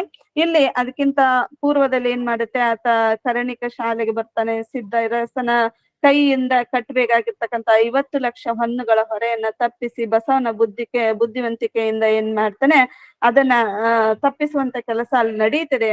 ಬಸವನ ಬುದ್ಧಿವಂತಿಕೆಗೆ ಬೆರಗಾದ ಸಿದ್ಧರಸ ಹರೆಯುವುದು ಲೆಕ್ಕವಿದು ಹರನ ಕಾರುಣ್ಯವಿದು ಶರಣ ಕಾರಣೀಕನೀತಂ ನಿನ್ನ ಭಾಗ್ಯವೆಂದು ಹೊಗಳುವಂತಹ ಪ್ರಸಂಗ. ಆ ನಂತರದಲ್ಲಿ ಇನ್ನೊಂದು ಸಂದರ್ಭದಲ್ಲಿ ಏನಾಗುತ್ತೆ, ಕೇದಿಗೆ ಹೂವಿನ ಪವಾಡ ಬರುತ್ತೆ. ಅಲ್ಲಿ ಎಲ್ಲರೂ ಒಡ್ಡೋರ್ಲಗದಲ್ಲಿ ನೆರೆದಿರುವಾಗ ಬಿಜ್ಜಳ ತನ್ನ ಕೈಗೆ ಬಂದ ಕೇದಿಗೆ ಹೂವನ ಎಸಳನ್ನ ಏನ್ ಮಾಡ್ತಾನೆ, ಬಸವಣ್ಣನಿಗೆ ಕೊಡ್ತಾನೆ. ಬಸವಣ್ಣನ ಆ ಎಸಳನ್ನ ತನ್ನ ಕರಡಿಗೆಯಲ್ಲಿದ್ದ ಸಂಗಮೇಶಿಗೆ ಅರ್ಪಿಸ್ತಾನೆ. ಪಕ್ಕದಲ್ಲಿದ್ದ ನಾರಾಯಣ ಭಟ್ಟ ಏನ್ ಮಾಡ್ತಾನೆ, ಶೈವಾಗಮದಲ್ಲಿರುವಂತೆ ಕೇದಿಗೆಯನ್ನು ಭೂತೇಶ್ವರಂಗೆ ಅರ್ಪಿಸಬಾರದು ಎಂದು ಬಿಜ್ಜಳನಿಗೆ ಚಾಡಿ ಹೇಳ್ತಾನೆ. ಅವಾಗ ಇದನ್ನ ಕೇಳಿಸಿಕೊಂಡ ಬಸವಣ್ಣ ನಸುನಗುತ್ತ ಎಲೈ ಮರುಳ ಬ್ರಾಹ್ಮಣ, ಭಕ್ತ ಕೊಟ್ಟರೆ ಶಿವ ಎಲ್ಲವನ್ನು ಸ್ವೀಕರಿಸ್ತಾನೆ ಎನ್ನಲು ಸಾಕ್ಷಿ ಕೇಳುವ ಬಿಜ್ಜಳನಿಗೆ ಪಕ್ಕದಲ್ಲಿ ಸಹಸ್ರ ಶಿವ ಭಕ್ತರ ಕಕ್ಷಪುಟದ ಲಿಂಗಗಳಲ್ಲೂ ಮಂಗಳವಾಡದ ದೇವಸ್ಥಾನಗಳ ಮಹಾಲಿಂಗಗಳ ಪಾದಗಳಲ್ಲೂ ಏನ್ ಮಾಡ್ತಾನೆ, ಕೇದಿಗೆ ಎಸಳಿರ್ತಕ್ಕಂಥದ್ದನ್ನ ಬಿಜ್ಜಳನಿಗೆ ತೋರಿಸ್ತಾನೆ. ಈ ಚಾಡಿ ಮಾತಿನಿಂದ ನಿಂದಿಸಿದ ಬಿಜ್ಜಳ ಬೆರಗಾಗಿ ಏನ್ ಮಾಡ್ತಾನೆ, ಕಾಲಿಗೆ ಬಿದ್ದು 12,000 ಹೊನ್ನುಗಳನ್ನ ತಪ್ಪು ದಂಡವಾಗಿ ಕೊಟ್ಟು ಬಸವಣ್ಣನನ್ನ ಗೌರವಿಸುವುದು. ಅಲ್ಲಿ ಕಟ್ಟುವಂತ ತಪ್ಪು ದಂಡವನ್ನ ಬಿಡಿಸುವಂತಹ ಬಸವಣ್ಣನ ಜಾಣತನ ಇಲ್ಲೇನ್ ಮಾಡ್ತಾನೆ, ಆತನ ಮೂಲಕ ವಾಪಸ್ ಕಟ್ಟಿಸಿಕೊಳ್ಳುವಂತಹ ಒಂದು ಇದನ್ನು. ಈಗ ಏನಾಗುತ್ತೆ ಅಂದ್ರೆ,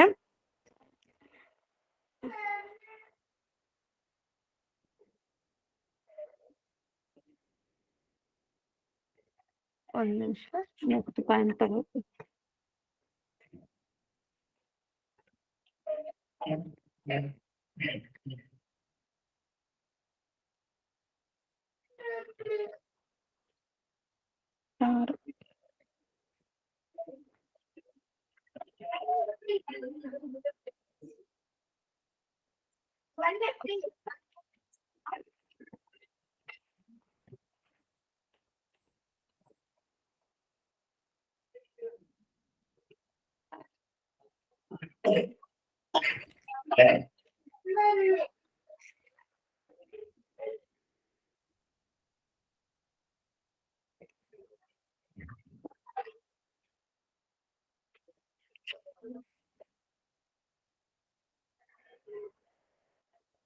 ಆಮೇಲೆ ಇನ್ನೊಂದು ಉಳ್ಳಿಯ ಪ್ರಸಂಗವನ್ನ ತೆಗೆದುಕೊಳ್ತಾನೆ ಬಸವಣ್ಣ. ಸುತ್ತ ಹೆಣೆಯಲ್ಪಟ್ಟಂತಹ ಕಥನದಲ್ಲಿ ಒಂದು ಉಳ್ಳಿಯ ಪ್ರಸಂಗವನ್ನ ತಗೊಳ್ತಾನೆ. ಬಸವನ ಈ ಶಿವಭಕ್ತಿ ಕಿನ್ನರ ಬೊಮ್ಮಯ್ಯನ ಕಿವಿಗೂ ತಲುಪಿ ಬಸವನ ನೋಡಲೆಂದು ಕಿನ್ನರ ಬೊಮ್ಮಯ್ಯ ಮಹಾಮನೆಗೆ ಬರ್ತಾನೆ. ಒಂದು ದಿನ ಬೊಮ್ಮಯ್ಯ ಶಿವನ ಆರೋಗಣೆಗೆ ಉಳ್ಳಿಯ ಮೇಲೋಗರ ಮಾಡಿಸಲು ಅವಾಗ ಉಳ್ಳಿಯನ್ನ ಸುಲಿತಾ ಇರ್ತಾನೆ. ಅಲ್ಲಿಗೆ ಬಂದಂತಹ ಬಸವಣ್ಣನಿಗೆ ಉಳ್ಳಿಯ ವಾಸನೆ ಅಂದ್ರೆ ಈರುಳ್ಳಿಯ ವಾಸನೆ ತೆಗೆದಾಗಿ ಉಣಬಾರದ ಉಳ್ಳಿಯ ತಂದವರು ಯಾರಂತ ಕೋಪಿಸಿಕೊಳ್ಳುವಂತ ಪ್ರಸಂಗ ಬರುತ್ತೆ. ಆಮೇಲೆ ಅರಮನೆಗೆ ನಡೀತಾನೆ. ಬಸವನ ಮಾತು ಕೇಳಿಸ್ಕೊಂಡಂತಹ ಕಿನ್ನರಯ್ಯ ಏನಾಗ್ತಾನೆ, ದುಃಖದಿಂದ ಹೊರಟು ಹೋಗ್ತಾನೆ. ಮರಳಿ ಬಂದ ಬಸವಣ್ಣನಿಗೆ ಏನಾಗ್ತದೆ, ಶರಣರಿಂದ ವಿಷಯ ತಿಳಿದು ತಪ್ಪಿನ ಅರಿವಾಗ್ತದೆ. ಹಿಂಗ ಕಿನ್ನರಯ್ಯ ಬೇಜಾರಾಗಿ ಹೋದ ಅನ್ನುವಂಥದ್ದು ಬಸವಣ್ಣನಿಗೆ ಗೊತ್ತಾಗಿ ಏನ್ ಮಾಡ್ತಾನೆ, ಅವಾಗ ಪರಿಹರಿಸಬೇಕು, ತನ್ನಿಂದ ಆದಂತಹ ತಪ್ಪನ್ನ ಅಥವಾ ಕಿನ್ನರನಿಗಾದಂತಹ ದುಃಖವನ್ನ ತಾನೇ ಪರಿಹರಿಸಬೇಕು ಅಂತ ಹೇಳಿ ಕಹಳೆ, ಮದ್ದಳೆ, ವಾದ್ಯ, ಕುಣಿತ, ಆನೆ, ಕುದುರೆಯೊಂದಿಗೆ ಗಾವುದೀರ ಬೊಮ್ಮಯ್ಯನಲ್ಲಿಗೆ ಹೋಗಿ ಸಮಾಧಾನಿಸಿ ಉಳ್ಳಿಯ ಮೆರವಣಿಗೆಯಲ್ಲಿ ಕಿನ್ನರಯ್ಯನನ್ನ ಮರಳಿ ಕರೆತರುವಂತಹ ಪ್ರಸಂಗ ಅಲ್ಲಿ ಬರ್ತದೆ. ಅಂದಿನಿಂದ ಏನಾಗುತ್ತೆ, ಪ್ರತಿ ವರ್ಷ ಉಳ್ಳಿಯ ಪರ್ವ ಮಾಡುವಂತಹ ನೇಮವನ್ನ ಮಾಡ್ತಾನೆ. ಇದು ಯಾಕೆ ಅಂದ್ರೆ ಕಟ್ಟ ಸಂಪ್ರದಾಯವಾದಿ ಜೈನ ಮತ್ತು ಬ್ರಾಹ್ಮಣ ವರ್ಗಗಳಲ್ಲಿ ಇವತ್ತಿಗೂ ಅಡುಗೆಯಲ್ಲಿ ಬೆಳ್ಳುಳ್ಳಿ ಮತ್ತು ಈರುಳ್ಳಿಯ ವಿರೋಧ ಇರ್ತಕ್ಕಂಥದ್ದು. ಇಲ್ಲಿ ಕಥನಕ್ಕೊಳಪಟ್ಟ ಬಸವಣ್ಣ ಮತ್ತು ಕಥನಕ್ಕೊಳಪಡಿಸಿದ ಹರಿಹರ ದೊರೆತ ಮಾಹಿತಿಯ ಪ್ರಕಾರ ಬ್ರಾಹ್ಮಣ ಶೈವ ವರ್ಗದವರಾಗಿದ್ದು, ವಚನದ ಬಸವಣ್ಣನಲ್ಲಿ ಈ ಪ್ರಸಂಗ ಇಲ್ಲದಿದ್ದರೂ ಆತನ ವರ್ಗದವನಾದ ಹರಿಹರ ತನ್ನ ಸಂಪ್ರದಾಯವನ್ನ ನಿರಾತಂಕವಾಗಿ ಕಥನದಲ್ಲಿ ಬಳಸ್ತಾನೆ. ಆದರೆ ಶರಣಪ್ರಿಯನಾದ ಬಸವಣ್ಣ ಕೊನೆಗೆ ಶರಣತ್ವಕ್ಕೆ ಸೋಲ್ತಾನೆ. ಹರಿಹರನ ಸಂಪ್ರದಾಯ ಇಲ್ಲಿ ಹಿನ್ನೆಲೆಗೆ ಸರಿಯುವಂತಹದ್ದನ್ನ ನೋಡ್ತೇವೆ ಅನ್ನುವಂಥದ್ದು. ಈ ಆಮೇಲೆ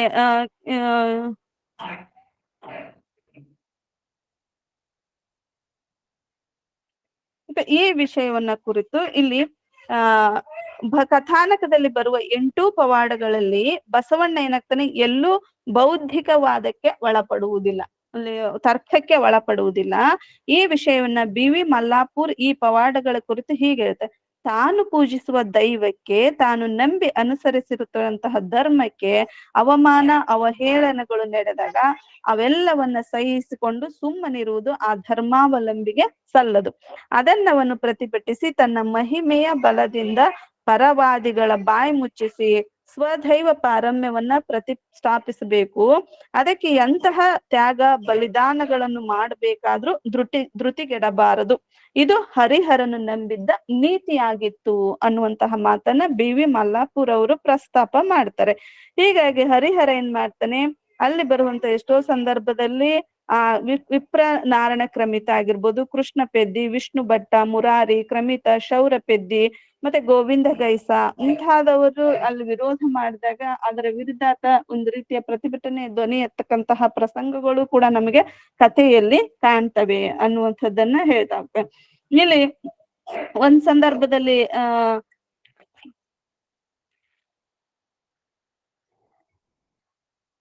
ಓಕೆ, ಅದನ್ನ ಮುಂದೆ ನಾನು ಪ್ರಸ್ತಾಪ ಮಾಡ್ತೇನೆ.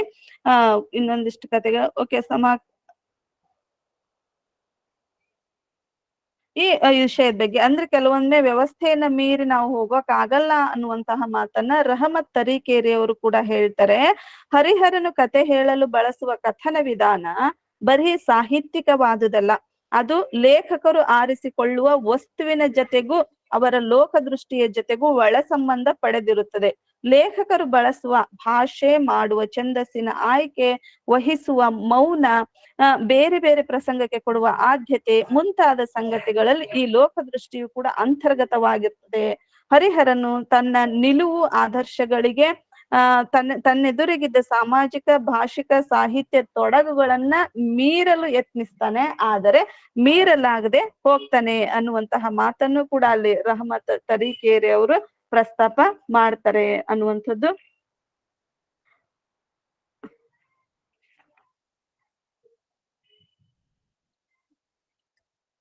ಹೀಗಾಗಿ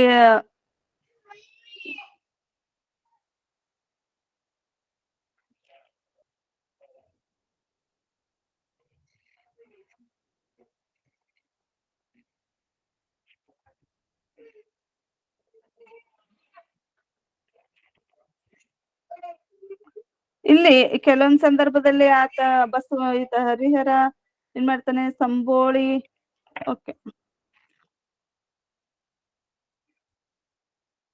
ಹೀಗೆ ಅಂತ್ಯ ಏನಾಗ್ತದೆ, ಹರಿಹರನು ಭಕ್ತಿ ಆವೇಶದಂತೆ ಬಸವಣ್ಣನನ್ನು ಚಿತ್ರಿಸದು ವಾಸ್ತವಿಕತೆಯನ್ನ ಮೀರಿ ಸಾಮಾಜಿಕತೆಯನ್ನ ಮರೆತು ಚಿತ್ರಿಸಿಲ್ಲ. ಹರಿಹರನಿಗೆ ಪರಿಸರದ ಪ್ರಜ್ಞೆ ಇರುವುದು ಇಲ್ಲಿ ಬಳಕೆ ಆಗಿರ್ತಕ್ಕಂಥ ಸಾಮಾಜಿಕ ಅಂಶಗಳಿಂದ ಚಿತ್ರಣಗೊಳ್ಳುತ್ತದೆ.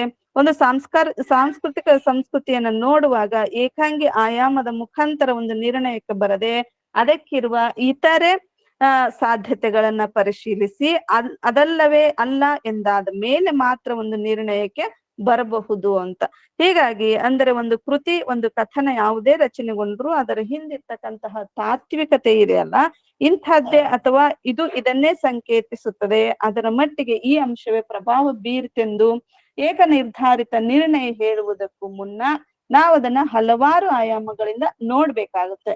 ಒಂದು ಕೃತಿ ಕಥನ ಹುಟ್ಟಿಕೊಳ್ಳಲು ಕೃತಿಕಾರನ ವೈಯಕ್ತಿಕತೆ ಆಗಿರಬಹುದು, ರಾಜಕೀಯ, ಸಾಮಾಜಿಕ, ಆರ್ಥಿಕ, ಧಾರ್ಮಿಕ ವ್ಯವಸ್ಥೆಗಳ ಪ್ರಭಾವ, ಒತ್ತಡಗಳು ಹಲವಾರು ದಿಕ್ಕಿನಿಂದ ಪ್ರೇರಣೆ ಆಗ್ತವೆ. ಹೀಗೆ ಈ ಎಲ್ಲಾ ಆಯಾಮಗಳಿಂದ ರಗಳೆಯಲ್ಲಿ ಬಳಕೆಯಾದ ಬಸವಣ್ಣನ ಕಥಾನಕದ ತಾತ್ವಿಕ ಸ್ವರೂಪ ಹಲವಾರು ದಿಕ್ಕುಗಳ ಪ್ರೇರಣೆಯನ್ನೊಳಗೊಂಡು ಶಿವಭಕ್ತಿ ಪ್ರಾಧಾನ್ಯತೆಯಲ್ಲಿ ಬಸವಣ್ಣನು ಒಬ್ಬ ಶಿವಭಕ್ತನಾಗಿ ಚಿತ್ರಣಗೊಳ್ತಕ್ಕಂಥದ್ದನ್ನ ನಾವಲ್ಲಿ ನೋಡ್ತೇವೆ, ಹರಿಹರನ ಪ್ರಕಾರ ಅನ್ನುವಂಥದ್ದು. ಇನ್ನ ಭೀಮಕವಿಯ ಬಸವ ಪುರಾಣದ ಬಗ್ಗೆ ಒಂದೆರಡು ಮಾತುಗಳನ್ನು ಹೇಳಿ ನಾನು ನನ್ನ ವಿಷಯ ಮಂಡನೆಯನ್ನ ಮುಗಿಸ್ತೀನಿ. ಟೈಮ್ ಐತಲ್ಲ ಸರ್? ಮೇಡಮ್ ಆಗ್ಲಿ, ನಡೆಸ್ಲಿ, ಪರವಾಗಿಲ್ಲ. ಹಾ ಸರ್. ತೊಂದ್ರೆ ಇಲ್ಲ, ಪ್ಲೀಸ್.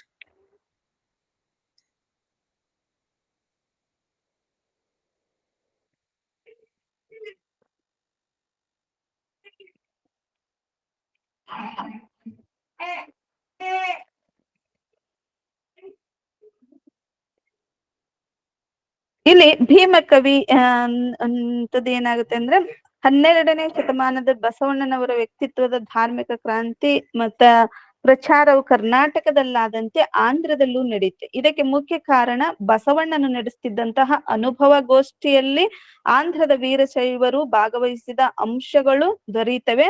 ಮತ್ತು 12ನೇ ಶತಮಾನದ ಅಂತ್ಯದಲ್ಲಿ ನಡೆದ ಕಲ್ಯಾಣದ ಕ್ರಾಂತಿಯ ನಂತರ ಶಿವಶರಣರು ಚೆದರಿ ಹೋಗ್ತಾರೆ. ಅವಾಗ ಹೀಗೆ ಚೆದರಿದ ಒಂದು ಗುಂಪು ಆಂಧ್ರದ ವಿಶೇಷವಾಗಿ ಶ್ರೀಶೈಲ ಮತ್ತು ಓರಂಗಲ್ಲಿನಲ್ಲಿನೂ ಕೂಡ ನೆಲೆಸ್ತದೆ.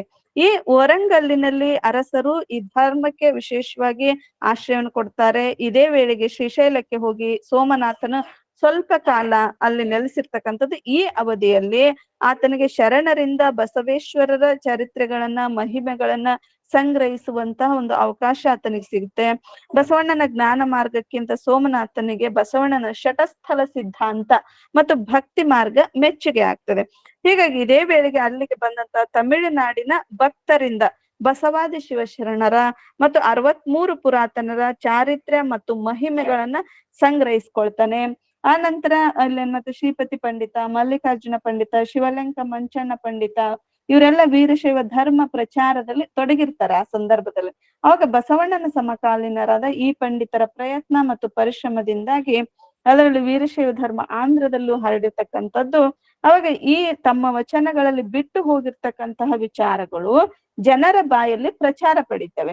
ಈ ಎಲ್ಲಾ ಮೂಲಗಳಿಂದ ವಿಷಯ ಸಂಗ್ರಹಿಸಿರ್ತಕ್ಕಂಥ ಸೋಮನಾಥ ಏನ್ ಮಾಡ್ತಾನೆ, ಬಸವಣ್ಣನನ್ನ ಬಳಸಿಕೊಂಡು ಒಂದು ಲಘು ಕೃತಿಗಳನ್ನ ಬರೀತಾನೆ. ಅವು ಒಪ್ಪಿಗೆ ಆಗದೆ ಸಾಮಾನ್ಯ ಜನರನ್ನ ಗಮನಿಸಿ ಎಲ್ಲರಿಗೂ ತಿಳಿಯುವಂತೆ ಸುಲಭವಾದಂತಹ ಒಂದು ದ್ವಿಪದಿ ಛಂದಸ್ಸಿನಲ್ಲಿ ತೆಲುಗು ಭಾಷೆಯಲ್ಲಿ ಬಸವ ಪುರಾಣವನ್ನ ಬರೀತಾನೆ.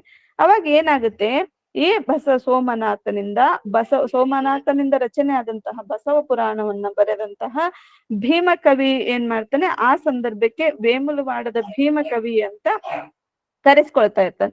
ಈತನು ವಿಜಯನಗರದ ವೀರಬುಕ್ಕರಾಯರ ಕಾಲದಲ್ಲಿ ಇದ್ದನೆಂದು ಮತ್ತು ದ್ರಾಕ್ಷಾರಾಮದ ಭೀಮೇಶ್ವರನ ವರಪ್ರಸಾದಿಂದ ಆರಾಧ್ಯ ಬ್ರಾಹ್ಮಣರ ವಂಶದಲ್ಲಿ ಹುಟ್ಟಿ ಕನ್ನಡ ತೆಲುಗು ದೇಶಗಳಲ್ಲಿ ಸಂಚರಿಸಿ ಏನ್ ಮಾಡ್ತಾನೆ, ಅನಂತಪುರ ಜಿಲ್ಲೆಯ ಗುತ್ತಿ ತಾಲೂಕಿನ ಗುಡೆಕಲ್ಲು ಗ್ರಾಮದಲ್ಲಿ ಸಮಾಧಿ ಹೊಂದಿದ ಅಂತ ಭೀಮಕವಿಯ ಬಗ್ಗೆ ತಿಳಿದು ಬರುತ್ತೆ. ಅಂದ್ರೆ ಇಲ್ಲಿ ಭೀಮಕವಿ ಮತ್ತು ಬಸವಣ್ಣನಲ್ಲಿ ಸಾಮ್ಯತೆ ಇತ್ತು ಅಥವಾ ಒಬ್ರಿಗೊಬ್ರಲ್ಲಿ ಇದ್ರು. ಆ ಸೋಮನಾಥನ ಬಸವ ಪುರಾಣವು ಭೀಮಕವಿಯ ಮೇಲೆ ಬಸವ ಪುರಾಣ ಬರೆಯುವುದಕ್ಕೆ ಪ್ರೇರಣೆ ಆಗ್ತದೆ. ಅಷ್ಟೊತ್ತಿಗೆ ಹರಿಹರ ಬಸವರಾಜ ದೇವರ ರಗಳೆ ಬರೆದಿದ್ರು ಕೂಡ ಭೀಮಕವಿಯ ಮೇಲೆ ಈ ಪುರಾಣ ಪ್ರಕಾರ ಅನ್ನುವಂಥದ್ದು ಪ್ರಭಾವ ಬೀರುತ್ತೆ ಅನ್ನುವಂತಹ ಮಾತನ್ನ ಇಲ್ಲಿ ಪ್ರಸ್ತಾಪ. ಇನ್ನು ಯಾರು ಪುರಾಣ ವ್ಯಕ್ತಿ ಆಗ್ತಾರೆ ಅನ್ನುವಂಥದ್ದನ್ನು ಒಂದೆರಡು ಮಾತಿನಲ್ಲಿ ಹೇಳೋದಾದ್ರೆ, ರಚನೆಗೊಳ್ಳುವ ಪುರಾಣಗಳು ಆಯಾ ಕಾಲದ ಜನಮನದ ಆಶೆ, ಆಸಕ್ತಿ, ನಂಬಿಕೆ, ಒಲವು, ಆಯಾ ಆಶಯಗಳನ್ನ, ಅವರ ಭಾವನೆ, ಬದುಕುಗಳನ್ನ ಒಂದು ಸೂರಿನಡಿ ಹೇಳ್ತಿರ್ತವೆ. ಅವಾಗ ಪುರಾಣಗಳಲ್ಲಿ ಬಳಕೆ ಆಗುವ ವ್ಯಕ್ತಿಗಳೆಲ್ಲರೂ ವಾಸ್ತವ ಬದುಕಿನಲ್ಲಿ ಉಸಿರಾಡಿ ಹೋದ ಮಾನವ ಜೀವಿಗಳೇ ಆಗಿರ್ತಾರೆ. ಆದ್ರೆ ಬದುಕುವ ರೀತಿಯಲ್ಲಿ ಸಮಕಾಲೀನರ ಸಾಮಾನ್ಯ ಬದುಕಿನಿಂದ ಸ್ವಲ್ಪ ಭಿನ್ನವಾಗಿರ್ತಾರೆ. ಈ ಆತ್ಮ ಸಂಸ್ಕಾರಗೊಂಡು ಬದುಕಿನಲ್ಲಿ ಒಳ್ಳೆಯ ಶ್ರದ್ಧೆ, ಒಳ್ಳೆಯ ಸಂಕಲ್ಪ, ನಡೆ ನುಡಿ ಒಂದೇ ಆಗಿ ಆದರ್ಶಪೂರ್ಣವಾದ ಪ್ರಯತ್ನ ಹಾಗೂ ಮಾನವ ಜನಾಂಗದ ಪ್ರಗತಿಯ ಚಿಂತನೆಯನ್ನು ಅಳವಡಿಸಿಕೊಂಡು ಬಾಳಿದಾಗ ಅವ್ರೇನಾಗ್ತಾರೆ, ಲೋಕದ ಕಣ್ಣಿಗೆ ಅಂತಹ ವ್ಯಕ್ತಿ ಭಿನ್ನವಾಗಿ ಕಾಣಲು ಪ್ರಾರಂಭಿಸ್ತಾರೆ. ದುಃಖದಲ್ಲಿರುವ ಬದುಕಿಗೆ ಯಾರು ಪರಿಹಾರದ ದಾರಿ ತೋರಿಸ್ತಾರೋ ಆತನು ಸಾಮಾಜಿಕ ನೆಲೆಯಲ್ಲಿ ಪೂಜ್ಯನಾಗ್ತಾನೆ, ಅತಿಮಾನುಷನಾಗ್ತಾನೆ, ದೇವತ್ವಕ್ಕೇರ್ತಾನೆ. ಕಾಲದಿಂದ ಕಾಲಕ್ಕೆ ಜನರಲ್ಲಿ ಬೆಳೆದು ಬಂದ ಈ ನಂಬಿಕೆ, ಭಕ್ತಿ ಭಾವಗಳೇ ಕಥಾರೂಪದಲ್ಲಿ ಸುತ್ತಮುತ್ತ ಹರಡಿಕೊಳ್ತವೆ. ಈ ಘಟನಾ ಪ್ರಧಾನವಾದಂತ ಈ ಕಥಾನಕಗಳು ಏನಾಗ್ತವೆ, ಭಕ್ತರ ಮನಸ್ಸಿನಲ್ಲಿ ವಿಶಾಲವಾಗಿ ಬೆಳೆಯಲು ಪ್ರಾರಂಭಿಸ್ತವೆ. ಅವಾಗ ಒಬ್ಬ ಮಹಿಮಾ ಪುರುಷ ತನ್ನ ಬದುಕು ಕಾರ್ಯಗಳಿಂದ ಸಮಕಾಲೀನ ಸಾಮಾಜಿಕ ಜೀವನದ ಮೇಲೆ ಹೀಗೆ ಮಹತ್ತರವಾದ ಪರಿಣಾಮ ಬೀರಿದಾಗ ಏನಾಗುತ್ತೆ, ಅಲ್ಲಿ ಸಹಜವಾಗಿ ಅವನ ಸ್ಥಾನಮಾನಗಳು ದೈವತ್ವಕ್ಕೆ ಇರ್ತವೆ. ಈ ತೀವ್ರ ಭಾವುಕವಾದ ಕವಿ ಮನಸ್ಸು ಏನಾಗುತ್ತೆ ಅಂದ್ರೆ ದೇವಲೋಕಕ್ಕೂ ಭೂಲೋಕಕ್ಕೂ ಸಂಬಂಧವನ್ನ ಕಲ್ಪಿಸ್ತದೆ. ಹಾಗೆಯೇ ಆ ವ್ಯಕ್ತಿಯ ಬದುಕನ್ನ ವೈಭವೀಕರಿಸಲು ಪೌರಾಣಿಕ ಕಥಾ ಚೌಕಟ್ಟಿಗೆ ಹೊಂದಿಸುವ ಹಾಗೂ ಅಲೌಕಿಕವಾಗಿ ಚಿತ್ರಿಸುವ ಪ್ರಯತ್ನವನ್ನ ನಡೆಸ್ತದೆ. ಇದರಿಂದ ವಸ್ತುನಿಷ್ಠವಾಗುವ ಬದಲು ಭಾವನಿಷ್ಠವಾಗುವ ಕವಿ ಪ್ರಜ್ಞೆ ವ್ಯಕ್ತಿಯ ಬದುಕನ್ನ ಕಾರಣವಾಗಿಸುವ, ಉದಾತ್ತೀಕರಿಸುವ, ಆದರ್ಶೀಕರಿಸುವ, ವೈಭವೀಕರಿಸುವ, ಭಾವನಾತ್ಮಕ ಸಂಬಂಧವನ್ನ ಕಟ್ಟುವ ಕಡೆಗೆ ನಡೆಯುತ್ತೆ. ಇಲ್ಲಿ ಕವಿ ವಾಸ್ತವಕ್ಕಿಂತ ಕಲ್ಪನೆಗೆ ಹೆಚ್ಚು ಗಮನ ಹರಿಸ್ತಾನೆ, ತನ್ನ ಕಾಲದ ಆಶಯಗಳಿಗೆ ದನಿ ಕೊಡ್ತಾನೆ. ಹೀಗೆ ಪುರಾಣಗಳು ಭಾವುಕತೆಯಿಂದ ಕೂಡಿದರು ಅವುಗಳಲ್ಲಿ ಏನಾಗುತ್ತೆ ಅಂದ್ರೆ ಸಾಂಸ್ಕೃತಿಕ, ಸಾಮಾಜಿಕ, ಧಾರ್ಮಿಕೀಯ, ರಾಜಕೀಯಗಳಂತಹ ಮೌಲ್ಯಯುತ ಹಿನ್ನೆಲೆ ಇರುವುದರಿಂದ ಅವುಗಳ ತಾತ್ವಿಕ ಸ್ವರೂಪ ಗಮನಿಸುವುದು ಮುಖ್ಯವಾಗ್ತದೆ. ಹೀಗೆ ರಚನೆಗೊಂಡಂತಹ ಪುರಾಣಗಳಲ್ಲಿ ವೈದಿಕ, ಜೈನ, ವೀರಶೈವ ಪುರಾಣಗಳು ಕೂಡ ಸಾಕಷ್ಟು ಅಲ್ಲಿ ರಚನೆಗೊಳ್ತವೆ. ಅಂದ್ರೆ ನಾನು ಯಾಕೆ ಈ ಮಾತನ್ನ ಹೇಳ್ತಾ ಇದ್ದೀನಿ ಅಂದ್ರೆ ಇಲ್ಲಿ ಭೀಮ ಕವಿ ರಚಿಸುವಂತ ಪುರಾಣಗಳಲ್ಲಿ ಈ ಎಲ್ಲ ಅಂಶಗಳು ಕೂಡ ಅಲ್ಲಿ ಅನ್ವಯಿಸ್ತವೆ ಅನ್ನುವಂತಹ ಮಾತನ್ನ ನಾನು ಹೇಳೋದಿಕ್ಕೆ ಬಯಸ್ತಾ ಇದ್ದೀನಿ. ಹೀಗಾಗಿ ಈ ಸೋಮನಾಥ ಮತ್ತು ಭೀಮಕವಿಯ ಬಗ್ಗೆ ದೊರೆತ ಅಂಶಗಳಿಂದ ಇಬ್ಬರು ಒಂದೇ ಪ್ರದೇಶದವರನ್ನುವಂಥದ್ದು ಒಂದ್ ಅಂಶ.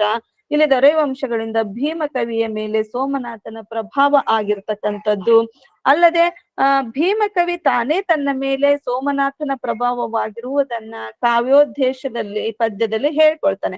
ಬಸವ ಪುರಾಣಮುದ ಜಾಡನ್ನ ಹಿಡಿದು ಭೀಮಕವಿ ಬಸವ ಪುರಾಣವನ್ನು ಬರದನೆಂದು ತನ್ನ ಕಾವ್ಯದ ಪೀಠಿಕಾ ಸಂಧಿಯಲ್ಲಿ ಹೇಳ್ತಾನೆ. ಬಹುಶಃ ಇನ್ನೊಂದು ಆತನಿಗೆ ಏನ್ ಆಗಿರಬಹುದು ಅಂದ್ರೆ ತಾನು ಬರೆಯಿಸಾಗಿದ್ದಂತ ಅಂದ್ರೆ ಭೀಮಕವಿಯ ಕಾವ್ಯದ ಫಲಿತಗಳನ್ನ ಮೈ ಮೇಲೆ ಹಾಕಿಕೊಳ್ಳಲು ಇಷ್ಟವಿಲ್ಲದೆ ಅದರ ಫಲಿತಗಳನ್ನ ಸೋಮನಾಥನ ಮೇಲೆ ಹಾಕುವ ಕೆಲಸನೂ ಕೂಡ ಭೀಮಕವಿ ಬಹುಶಃ ಮಾಡಿರ್ಬೋದು. ಅಂದ್ರೆ ನಾನು ಸೋಮನಾಥ ಹೇಳಿರ್ತಕ್ಕಂಥ ಜಾಡನ್ನ ಹಿಡ್ಕೊಂಡೆ ನಾನು ಬಸವ ಪುರಾಣವನ್ನ ಬರೀತೀನಿ ಅನ್ನೋದು. ಆದ್ರೆ ಕೆಲವೊಂದು ಅಲ್ಲಿ ಏನಾಗ್ತವೆ ಅಂದ್ರೆ ವೈರುಧ್ಯಗಳಾಗ್ತವೆ. ಬಸವಣ್ಣ ಯಥಾ ರೀತಿ ಭೀಮಕವಿ ಸೋಮನಾಥನ ಕಥೆಗಳನ್ನ ಎಳ್ಕೊಂಡು ಹೋಗಲ್ಲ. ಕೆಲವೊಂದು ತನ್ನ ಕಾಲಘಟ್ಟಕ್ಕೆ ತನ್ನ ವಾತಾವರಣಕ್ಕೆ ಅನ್ವಯಿಸಿ ಸ್ವಲ್ಪ ಬದಲಾವಣೆಗಳನ್ನ ಮಾಡ್ತಾ ಹೋಗ್ತಾನೆ. ಅದನ್ನ ಕಥೆಯನ್ನ ನೋಡಿದಾಗ ಗೊತ್ತಾಗ್ತಾ ಹೋಗುತ್ತೆ ಅನ್ನುವಂಥದ್ದು.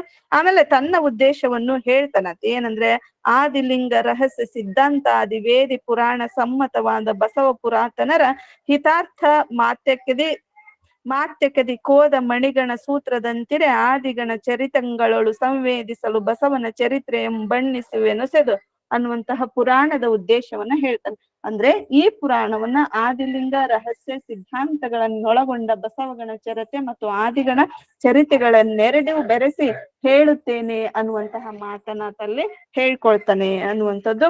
ನಂತರ ಅಲ್ಲಿ ರಾಜರ ಪ್ರಭಾವ ಆಗ್ತಕ್ಕಂಥದ್ದು, ಅದಕ್ಕೆ ರಾಜ ವ್ಯವಸ್ಥೆಯ ಬೆಂಬಲ ಅಲ್ಲಿ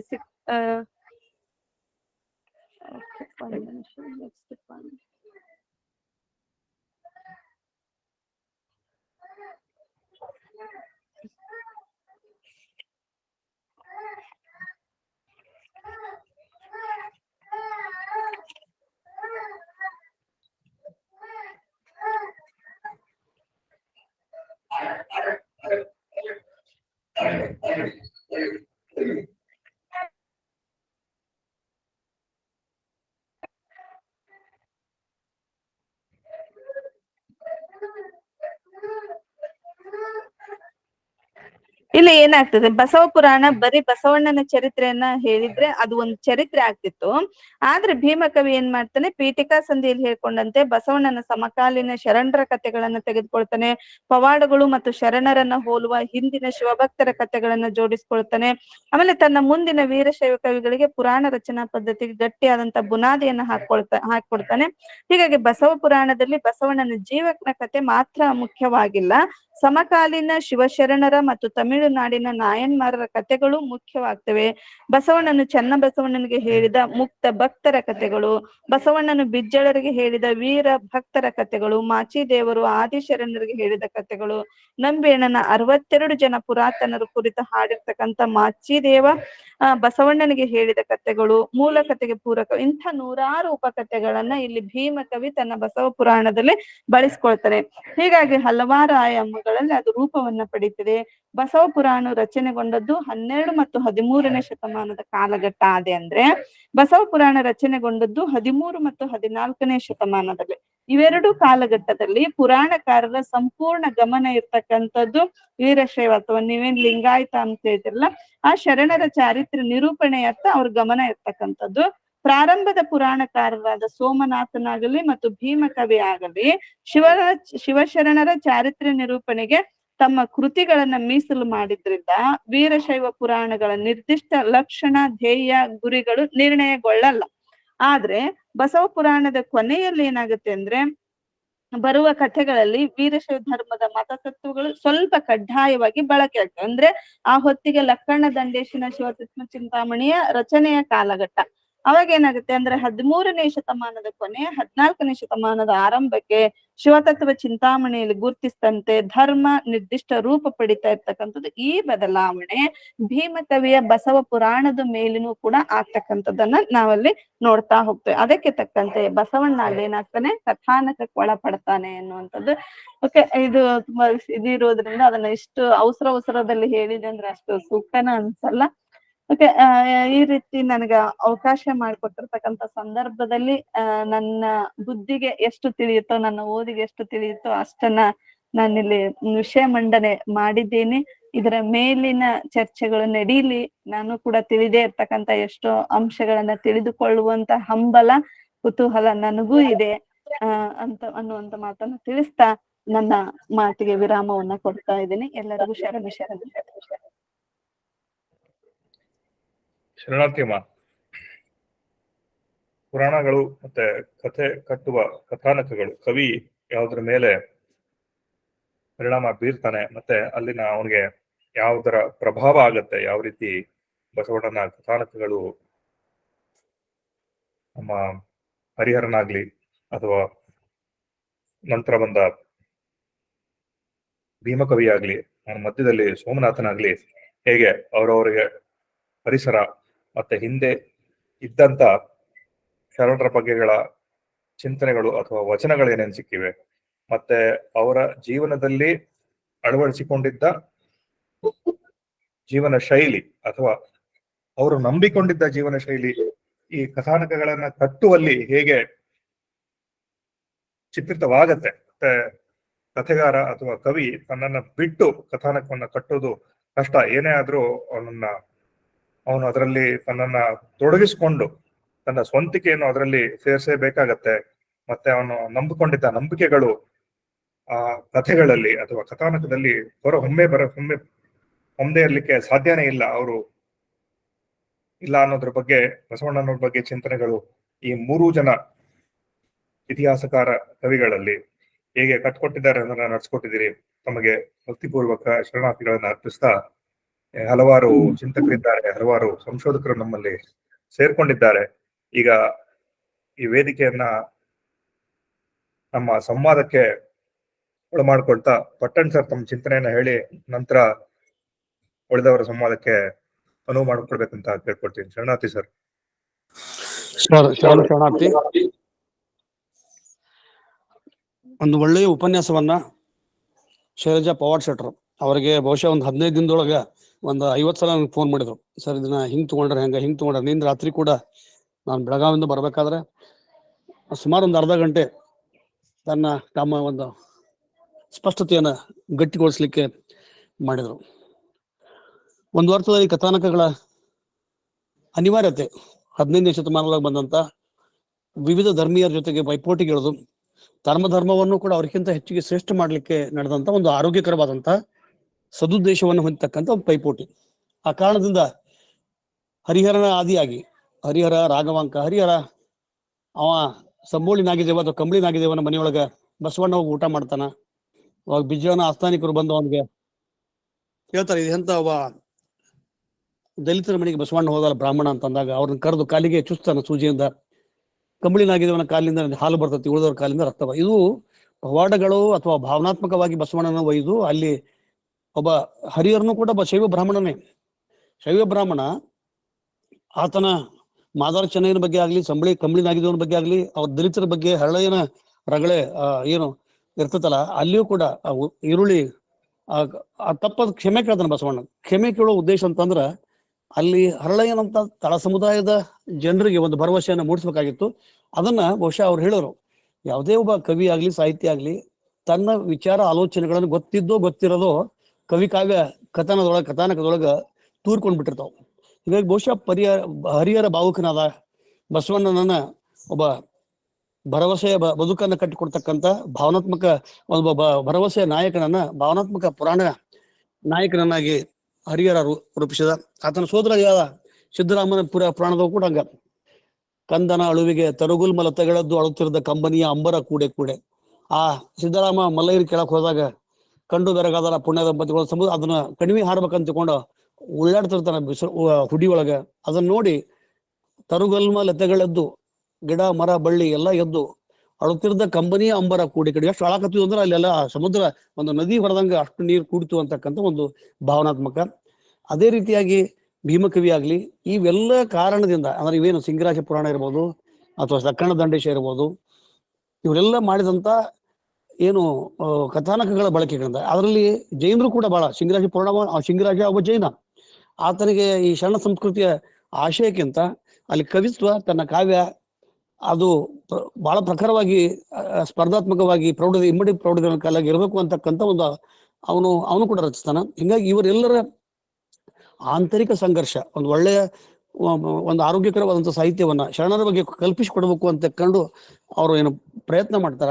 ಬಹುಶಃ ಈ ಎಲ್ಲ ಸಂಘರ್ಷ ಅಥವಾ ಪ್ರಯತ್ನಗಳ ಫಲವಾಗಿ ಶೂನ್ಯ ಸಂಪಾದನೆ ಹುಟ್ಕೊಂಡಿತು. ಶೂನ್ಯ ಸಂಪಾದನೆ ಯಡೂರು ಸಿದ್ಲಿಂಗರ ಕಾಲಕ್ಕೆ ಇಷ್ಟೆಲ್ಲ ಕಥಾನಕಗಳು ಕಲಬೆರಕೆಗಳು. ಈಗ ನಾನು ನಿನ್ನೆ ಅವ್ರು ಹೇಳಿದ್ರು ವೀರಶೈವ ಅನ್ಬೇಡ್ರು ಪಾಪ ಆ ಭಾಗಕ್ಕೆ, ಮತ್ತು ಅದು ಅವ್ರ ಸಾಹಿತ್ಯದ ಉದ್ದಕ್ಕೂ ವೀರಶೈವ ಸಾಹಿತ್ಯ ಅಂತ ಅಂದುಕೊಂಡ ಓದಿರ್ತಾರ. ಹೀಗಾಗಿ ಆ ಒಂದು ಸಾಹಿತ್ಯ ಈ ಎಲ್ಲವೂ ಕೂಡ ನಾವೆಲ್ಲ ಒಮ್ಮೆ ಅನ್ಸತಿ ಕರ್ಮಲತೆ ಹರಿದು ಬಿಸುಟ್ಟಿದನು ಜನಿವಾರ ಮಾಮ ಅಂತಾನ. ಅದನ್ನ ನಾವು ನೋಡಿ ಅವ್ರು ಹೇಳ್ತಾರೆ ಕೆಲವೊಂದು ವಿಷಯಗಳನ್ನ, ವಚನಗಳನ್ನ. ನನಗ್ ಕಂಡಂತ ಬಸವಣ್ಣ, ನನಗ್ ಕಂಡಂತ ವಚನ ಎಲ್ಲವೂ ಅದೇ ಕಾಣ್ಬೇಕಂತಲ್ಲ. ಒಂದು ಸಾರ್ವತ್ರಿಕ ಸತ್ಯವನ್ನು ಸಾರ್ತಕ್ಕಂಥ ಅವರವರ ಗ್ರಹಿಕೆಗೆ, ಅವರವರ ತಿಳುವಳಿಕೆಗೆ, ಅವರವರ ವಿಚಾರಕ್ಕೆ ಒಮ್ಮೆ ವಚನಗಳು ನನಗೆ ಕಂಡಂತ ಅಲ್ಲಮನ ವಚನ ಇನ್ನೊಬ್ಬರಿಗೆ ಬೇರೆ ಕಾಣ್ಬೋದು. ನಾವು ಅಲ್ಲಿ ಡಿಬೇಟ್ ಮಾಡೋಕ್ಕಿಂತ ಅವರು ಕಥಾನಕಗಳ ಉದ್ದೇಶಗಳನ್ನ, ಸದುದ್ದೇಶಗಳನ್ನ, ಆಶಯಗಳನ್ನ ಮಾತ್ರ ಬಳಸಿಕೊಂಡು, ಆಮೇಲೆ ಕುಂದನಗಾರರು ಹೇಳಿದಂತ ಅದು ವೃಷಭನ ಮೂಲ ಅಂತಕ್ಕಂಥ ನನ್ನ ಸಾತ್ವಿಕ ಆಕ್ಷೇಪ ಐತೆ. ಕಾರಣ ಕುಂದನಗಾರ ಸಂಶೋಧನೆ ಮಾಡ್ತಕ್ಕಂಥ ಕಾಲಘಟ್ಟದೊಳಗೆ ಇತ್ತೀಚಿನ 8 ವರ್ಷದೊಳಗ ಅಂದ್ರೆ 2 ದಶಕದೊಳಗ ಶರಣರ ಬಗ್ಗೆ ನಡೆದಂತ ವೈಚಾರಿಕ ಸಿದ್ಧಾಂತಗಳು ಅಥವಾ ಪ್ರತಿಪಾದನೆಗಳು ಅಥವಾ ಸಂಶೋಧನೆಗಳು ಆ ಮಟ್ಟಕ್ಕೆ ಇರಲಿಲ್ಲ. ವೈಚಾರಿಕ ಬಸವಣ್ಣ ನೀವೇ ಹೇಳಿದ್ರೀಗ, ಎನ್ನ ಕಾಲೇ ಕಂಬ ದೇಹವೇ ದೇಗುಲ ಶರವೇ ಹೊಣ್ಣ ಕಾಶವಯ್ಯ. ಮತ್ತೆ ಹರಿಹರ ಏನ್ ಮಾಡ್ತಾನ, ದುಂಬಿ ಮುಟ್ಟದ ಅವೆಲ್ಲ ಹೂ ಹರ್ಕೊಂಡ್ಬಂದು ಅವು ಯಾವ ಶಿವನನ್ನ, ಯಾಕಂದ್ರೆ ತಾನು ಮಾಡ್ತಕ್ಕಂಥ ಒಂದು ಕರ್ಮಕ್ರಿಯೆಗಳನ್ನ, ಹರಿಹರ ತಾನು ಮಾಡ್ತಕ್ಕಂಥ ಪೂಜಾದಿಗಳನ್ನ ಬಸವಣ್ಣನ ಕಡೆದ ಮಾಡಿಸ್ತಾನ. ಹೀಗಾಗಿ ಇವು ಕೂಡ ಮುಂದೆ ಕನ್ಫ್ಯೂಷನ್ಗಾಗಿ ದಾಖಲೆಗಳಾಗಿ ಉಳ್ಬಿಟ್ಟು ಪುರಾಣವನ್ನಾಗಿ ಓದ್ಬೇಕಾಗಿತ್ತು, ಸಾಹಿತ್ಯ ಕೃತಿಯನ್ನ ಓದ್ಬೇಕಾಗಿತ್ತು. ಆದ್ರೆ ಇದು ಇತಿಹಾಸ ನಿರ್ಮಾಣ. ನಮ್ಮಂತ ಡಾಕ್ಟರ್ ಎಂ ಕಲಬುರ್ಗಿ ಅಂತವ್ರು ಕೂಡ ಹರಿಹರನನ್ನ ತಗೊಂಡ್ರೆ ಬಸವಣ್ಣ ನಂತರ ಬಂದವ ಅಂತ ತಿಳ್ಕೊಂಡು. ಆದ್ರೆ ಈ ಪ್ರಮಾದಗಳು ಪಾಲ್ಗುರ್ಕಿ ಸೋಮನಾಥನ ಬಸವ ಪುರಾಣದಾಗ ಬಂದಿಲ್ಲ, ತೆಲುಗು ಪುರಾಣದಾಗ. ಅಲ್ಲಿ ಸಾಧ್ಯವಿದ್ದಷ್ಟು ಅಂದ್ರೆ ವಾಸ್ತವಿಕ ನೆಲೆಗಟ್ಟಿನೊಳಗೆ ವಚನ ಸಾಹಿತ್ಯದ ಅಧ್ಯಯನ ಮತ್ತು ಬಸವಣ್ಣನ ಅಧ್ಯಯನ ಮಾಡ್ತಕ್ಕಂಥ ಕೆಲಸವನ್ನು ಅವ್ರು ಪ್ರಾಮಾಣಿಕವಾಗಿ ಕೆಲಸ ಮಾಡ್ಯಾರ. ಸೊ ಹಿಂಗಾಗಿ ನಾವು ಇಲ್ಲಿ ವಚನ ಚಳುವಳಿ, ವಚನ ಆಶಯ ಅವುಗಳನ್ನು ಗುರುತಿಸಿಕೊಂಡು ಅದಕ್ಕೆ ಪೂರಕವಾದಂತ ಒಂದು ಕಥಾನಕ ಸಾಹಿತ್ಯ 15ನೇ ಶತಮಾನದಾಗ ಹುಟ್ಟಿತು. ಅವು ಬಹಳಷ್ಟು ವೈಭವೀಕರಣಗೊಂಡಿತು. ನಾವು ಅಷ್ಟೇ ಅಲ್ಲ, ಹುಲಿ ಮಠದ ಅದು ಕಾಳಮುಖಿ ಮಠ, ಅದು ಲಿಂಗಾಯತ ಮಠ ಅಂತ ಆಯ್ತು, ಮುಂದೆ ಮತ್ತೆ ವೀರಶೈವ ಮಠ ಅಂತಾರ. ಅದು ಅಂದ್ರೆ ಯಾವ ಪ್ರಭಾವಕ್ಕೆ ಒಳಗಾಗಿತ್ತು ಅಂದ್ರೆ ಇವೆಲ್ಲ ಕಥಾನಕಗಳ ಪ್ರಭಾವದಿಂದಾಗಿ ಬೌದ್ಧ ವಿಹಾರಗಳು, ಜೈನ ಮಂದಿರಗಳು, ಜೈನ ಸಮುದಾಯವು ಆ ಕಾಲಘಟ್ಟದೊಳಗಿರ್ತಕ್ಕಂಥ ಬಹುತೇಕರು ಅಂದ್ರೆ ಜೈನ ಧರ್ಮವನ್ನು ಕೂಡ ತೊರೆದು ಆಧುನಿಕ ಕಾಲಕ್ಕಾಗ್ಲಿ, ನೀಲಾಂಬಿಕೆ ಆಗ್ಲಿ, ಮುನಿಮುಮ್ಮಟ ದೇವ ಆಗ್ಲಿ, ಬಳ್ಳೇಶ ಮಲ್ಲಯ್ಯನಾಗ್ಲಿ, ಇವರೆಲ್ಲ ಜೈನ ಮೂಲದ ಕವಿಗಳು, ಸಾಹಿತಿಗಳ ಪ್ರಭಾವಕ್ಕೆ ಒಳಪಟ್ಟಂತ ಆಗಿನ ಕಾಲದ ಜನಸಾಮಾನ್ಯ ಬೇರೆ ಬೇರೆ ವರ್ಗದವರು ಲಿಂಗಾಯತ ಧರ್ಮವನ್ನು ಸ್ವೀಕರಿಸಿದ್ರು, ಲಿಂಗಾಯತ ಧರ್ಮವನ್ನು ಪ್ರತಿಪಾದನೆ ಮಾಡಿದ್ರು ಅಂತಕ್ಕಂಥ ಅದಕ್ಕೆ ಒಂದೇ ಉದಾಹರಣೆ ಸಿಂಗರಾಜ. ಆತ 15ನೇ ಶತಮಾನದಾಗ ಜೈನ ಕವಿ. ಆತನು ಕೂಡ ನೋಡ್ರಿ ಬಸವಣ್ಣನ ಬಗ್ಗೆ ಬರೆದಂತ ಕೃತಿಯೊಳಗ ಉತ್ಪ್ರೇಕ್ಷೆಗಳು ಭಾವನಾತ್ಮಕವಾಗಿ ವೈಭವೀಕರಣಿಸಿ ಕೊಟ್ಟರೆ ಬಿಟ್ರ ಬಸವಣ್ಣ ಬಗ್ಗೆ ಇರ್ತಕ್ಕಂಥ ಪ್ರೀತಿಯನ್ನ ಹರಿಹರನದಾಗ್ಲಿ, ರಾಘವಾಂಕರ ಆಗ್ಲಿ, ಲಕ್ಕಣ ದಂಡೇಶ ಆಗ್ಲಿ ಅಥವಾ ಶಿಂಗರಾಜ ಆಗ್ಲಿ, ಇವ್ರು ಯಾರಿಂದನೂ ಅಲ್ಲಿಗಳಕ್ ಆಗಂಗಿಲ್ಲ. ಅದು that respect. But on the contrary ಆ ಸಮಕಾಲೀನ ಧಾರ್ಮಿಕ ಸಿದ್ಧಾಂತಗಳು ಅಲ್ಲಿ ಜೈನ, ವೈಷ್ಣವ, ಸ್ಮಾರ್ಥ, ಸನಾತನ, ವೈದಿಕ, ಬೌದ್ಧ ಇವೆಲ್ಲ ಧರ್ಮಗಳ ಜೊತೆಗೆ ಸಂಘರ್ಷಣ ಮಾಡ್ತಾ ಮಾಡ್ತಾ ಮಾಡ್ತಾ ಜೈನ ಧರ್ಮೀಯರು ಇದ್ರು. ಇವರೆಲ್ಲರ ಜೊತೆಗೆ ನಾವ್ ಹೆಂಗ್ ಹೌ ಡಿಫ್ರೆಂಟ್. ಇದೇ ಚಾಮರಸನ ಪ್ರಬಲೊಳಗೆ ಬಂತು. ಅಲ್ಲಿ ಕೂಡ ಗೋರಕ್ಷನಾಥ ಅಲ್ಲಿ ಬಂದಾಗ ಖಡ್ಗವನ್ನ ತಗೊಂಡು ಅಲ್ಲಮನಗಳ ಹಿಡಿತಾನವ ವ್ಯೋಮಕಾಯ. ಆ ವ್ಯೋಮಕಾಯ ಅಂತ ನಾವು ಇಲ್ಲಿ ಮಟ್ಟ ಅಂತೀವಿ, ಅದು ಏನೋ ಗೊತ್ತಿಲ್ಲ. ಈ ಕಾರಣಗಳು ಇಂಥ ಒಂದು ಕಥಾನಕಗಳಿಂದ, ಇಂಥ ಒಂದು ಪ್ರಭುಲಿಂಗಲಿಯೂ ಕೂಡ ಅದು ಸ್ಪರ್ಧಾತ್ಮಕವಾಗಿ ಅಲ್ಲಿ ಬರೆದಂತ ಕುಮಾರವ್ಯಾಸನಿಗೆ ಸ್ಪರ್ಧಾತ್ಮಕವಾಗಿ ಬರೆದಂತ ಒಂದು ಸತ್ತವರ ಕಥೆ ಎಲ್ಲ, ಕಾಳಗದ ವಿಷಯ ಎಲ್ಲ, ಒಟ್ಟು ಒಲುಬೆಗೆ ನಿಮ್ಮ ಕರ್ಣ ಕುಂಡದಲ್ಲಿ ಜಡೆದೆಡೆದು ಪ್ರಭುಲಿಂಗಲಿ ಅಂತಾನ. ಆತನ ಸೋದರ ಅಳಿಯನಾದಂತ ಕುಮಾರವ್ಯಾಸನಿಗೆ ಸ್ಪರ್ಧಾತ್ಮಕವಾಗಿ ಇವನು ಕೂಡ ಬ್ರಾಹ್ಮಣ ಚಾಮರಸ ಅದರ ಪ್ರಭುಲಿಂಗಗಳನ್ನು ಅರ್ಥಪೂರ್ಣವಾಗಿ ಮಾಡ್ತಾನೆ. ಅದು ಕೂಡ ಈ ಕಥಾನಕಗಳ ಕೂಡಿದಂತ ಒಂದು ಕಾವ್ಯ ಅಂತಕ್ಕಂಥದ್ದು. ಒಟ್ಟಾರೆ ಶೈಲಜಾ ಪವಾಡ್ ಶೆಟ್ರು ಬಹಳಷ್ಟು ನಡಕ ಬ್ರೇಕ್ ತಗೊಂಡು ನಾ ಹೇಳಿದ್ರೆ ಇಷ್ಟು ದೊಡ್ಡ ಸುದೀರ್ಘ ಮಾಡಿದಾರ ಅಂತಂದ್ರೆ ನನಗೆ ಕೈನ ಖುಷಿ ಆಯ್ತು. ನಮ್ಮ ಮಗಳು ಅವರ ಸೊಣ್ಣದ ರವೀಂದ್ರ ಕೂಡ ಬಹಳಷ್ಟು ಆಸಕ್ತಿ ಕೊಟ್ಟಾರ. ಮುಂದಿನ ದಿನದೊಳಗ ನಮ್ಮ ರುದ್ರಪ್ರಭು ಸ್ವಾಮಿಗಳು ಅವ್ರಿಗೆ ಈ 2 ಹಂತ ವಚನಘಟ್ಟ 2, 3, 4 ಯಾಕಂದ್ರೆ ಸ್ಪಷ್ಟತೆ ಬರ್ಬೇಕು. ಅಂದ್ರೆ ಎಲ್ಲಿ ಕಲಬೆರಕೆ ಆಯ್ತು ಅಂತಕ್ಕಂಥದ್ದು ಈ ಕಾಲಘಟ್ಟದೊಳಗ ಕಥಾನಕಗಳ ಬಳಕೆ ಹರಿಹರಿಂದ ಹಿಡ್ಕೊಂಡು ಆದ್ರೆ ಎಲ್ಲಿ ಅಂತಂದ್ರೆ ಭೀಮಾ ಕವಿಯವರೆಗೆ ವೀರಶೈವ ಪದವನ್ನು ಬಳಸಿಲ್ಲ, ಹರಿಹರ ಬಳಸಿಲ್ಲ, ಸಿದ್ದರಾಮ ಬಳಸಿಲ್ಲ, ರಾಘವಂಕ ಬಳಸಿಲ್ಲ, ಕೆರೆ ಪದ್ಮನಾಂಕ ಬಳಸಿಲ್ಲ. ಅದು ಬಂದದ್ದು ಒಮ್ಮೆ ಬಂದಿದ್ದಂದ್ರೆ ಭೀಮ ಕವಿಯೊಳಗ ಅಂತಕ್ಕಂಥದ್ದನ್ನ ಈ ಸಂದರ್ಭದೊಳಗೆ ಹೇಳ್ತೀನಿ. ಒಂದು ವಿನಂತಿ ಅಂದ್ರ ಈ ಕಾವ್ಯ ಕಥಾನಕಗಳನ್ನ ಆಶಯಗಳನ್ನ ಮಾತ್ರ ಗುರುತಿಸಿ ಮೂಲ ವಚನಕಾರರ ಒಂದು ಪ್ರಗತಿಪರ ಚಿಂತನೆಯನ್ನ ನಾವು ಮುಂದುವೈಕೊಳ್ಬೇಕು ಅಂತಕ್ಕಂಥ ವಿಚಾರ. ಅಲ್ಲಿ ನೋಡ್ರಿ, ಬರೀ ಹರಿಹರ ಅಬ್ರಾಹ್ಮಣನಾದಂತ ಅಥವಾ ದಲಿತನಾದಂತ ಕಂಬಳಿನಾಗಿದ್ದವನಿಗಾಗ್ಲಿ ಮಾದಾರ ಚೆನ್ನಯ್ಯ ರಗಳೆ ಬೆರಿತಾನೆ. ಮಾದಾರ ಚೆನ್ನಯ್ಯ ವಿಶ್ವನಾಯಕನಾಗಿ ಮಾಡ್ತಾನೆ ಹರಿಹರ, ಒಬ್ಬ ಬ್ರಾಹ್ಮಣ, ಶಿವ ಬ್ರಾಹ್ಮಣ. ಅಂದ್ರೆ ತನ್ನ ಜಾತಿಯ ಕಟ್ಟನ್ನ ಸಂಕೋಲೆಯನ್ನ ದಾಟಿ ಬಂದಂತ ಹರಿಹರನು ಕೂಡ ಅಷ್ಟೇ ಪ್ರಗತಿಪರ ಆಗಿದ್ದ. ಆದ್ರೆ ಒಂದು ಹೋಲಿಕೆ ಮಾಡಿದ್ರಲ್ಲ, ವೀರಬಲ್ಲಾಳೊಳಗ ಇವ ಸೇರದ, ಅವ್ರು ಅಲ್ಲಿ ಸೇರಿದ್ರು ಅಂತಕ್ಕಂಥದ್ದಲ್ಲ.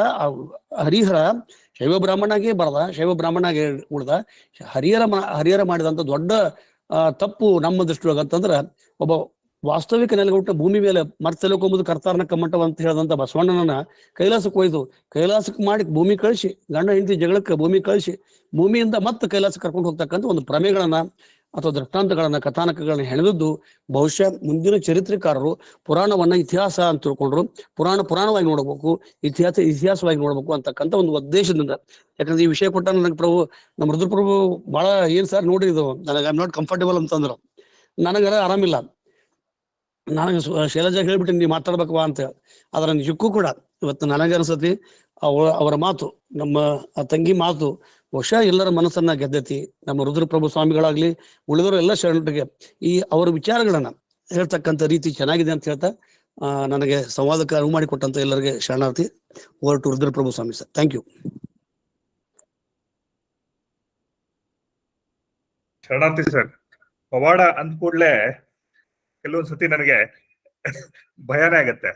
ಹಂಗಾಗಿ ನಾವ್ ಎಷ್ಟು ಎಚ್ಚರವಾಗಿರ್ಬೇಕು ಅಷ್ಟು ಎಚ್ಚರ ಇರಬೇಕು ಅನ್ನೋ ಪ್ರಯತ್ನ ಮಾಡ್ತೀನಿ ಅಷ್ಟೇ. ನಿಮ್ಗೆ ಗೊತ್ತಿರೋದೆ, ನಿಮ್ಗೆ ಕ್ಲಾರಿಫೈ ಮಾಡೋ ಅವಶ್ಯಕತೆ ಇಲ್ಲ. So you understand when I say. ಹಂಗಾಗಿ ಸೊ ಐ ಥಿಂಕ್ ಕಥಾನಕಗಳ ರೂಪದಲ್ಲಿ ಯಾವ ಕಾರಣಗಳು ಕವಿಗೆ ಅಥವಾ ಕಥೆ ಕಟ್ಟುವವನಿಗಾಗ್ಲಿ ಯಾವ್ಯಾವ ಪರಿಸರಗಳು, ಯಾವ ಪರಿಸ್ಥಿತಿನಲ್ಲಿ ಕಥೆಗಳು ರಚನೆ ಆಗ್ತವೆ ಅನ್ನೋದ್ರ ಬಗ್ಗೆ ಹಲವಷ್ಟು ಕ್ಲಾರಿಟಿನ ಕೊಟ್ಟಿದ್ದಾರೆ ಶೈಲಜಾ ಪವಾಡ್ ಶೆಟ್ರು ಮೇಡಮ್ ಅವರಿಗೆ ಮತ್ತೊಮ್ಮೆ ಧನ್ಯವಾದಗಳು ಅರ್ಪಿಸ್ತಾ ಈ ಸಂವಾದದಲ್ಲಿ ಪಾಲ್ಗೊಂಡು. ಪವಾಡ ಅಂದ್ರೆ ನನಗೆ 2 ಕನ್ಫ್ಯೂಸ್ ಆದ್. ಬಸವಣ್ಣನ ಪವಾಡನ ನನ್ನ ಹೆಸರಿನ ಪವಾಡನ ಗೊತ್ತಾಗಿಲ್ಲ. ನಾನು ಇದೇ ಮಾತು ಪಟ್ಟಣ್ ಸರ್ ಹೇಳಿದೆ. ನೀವು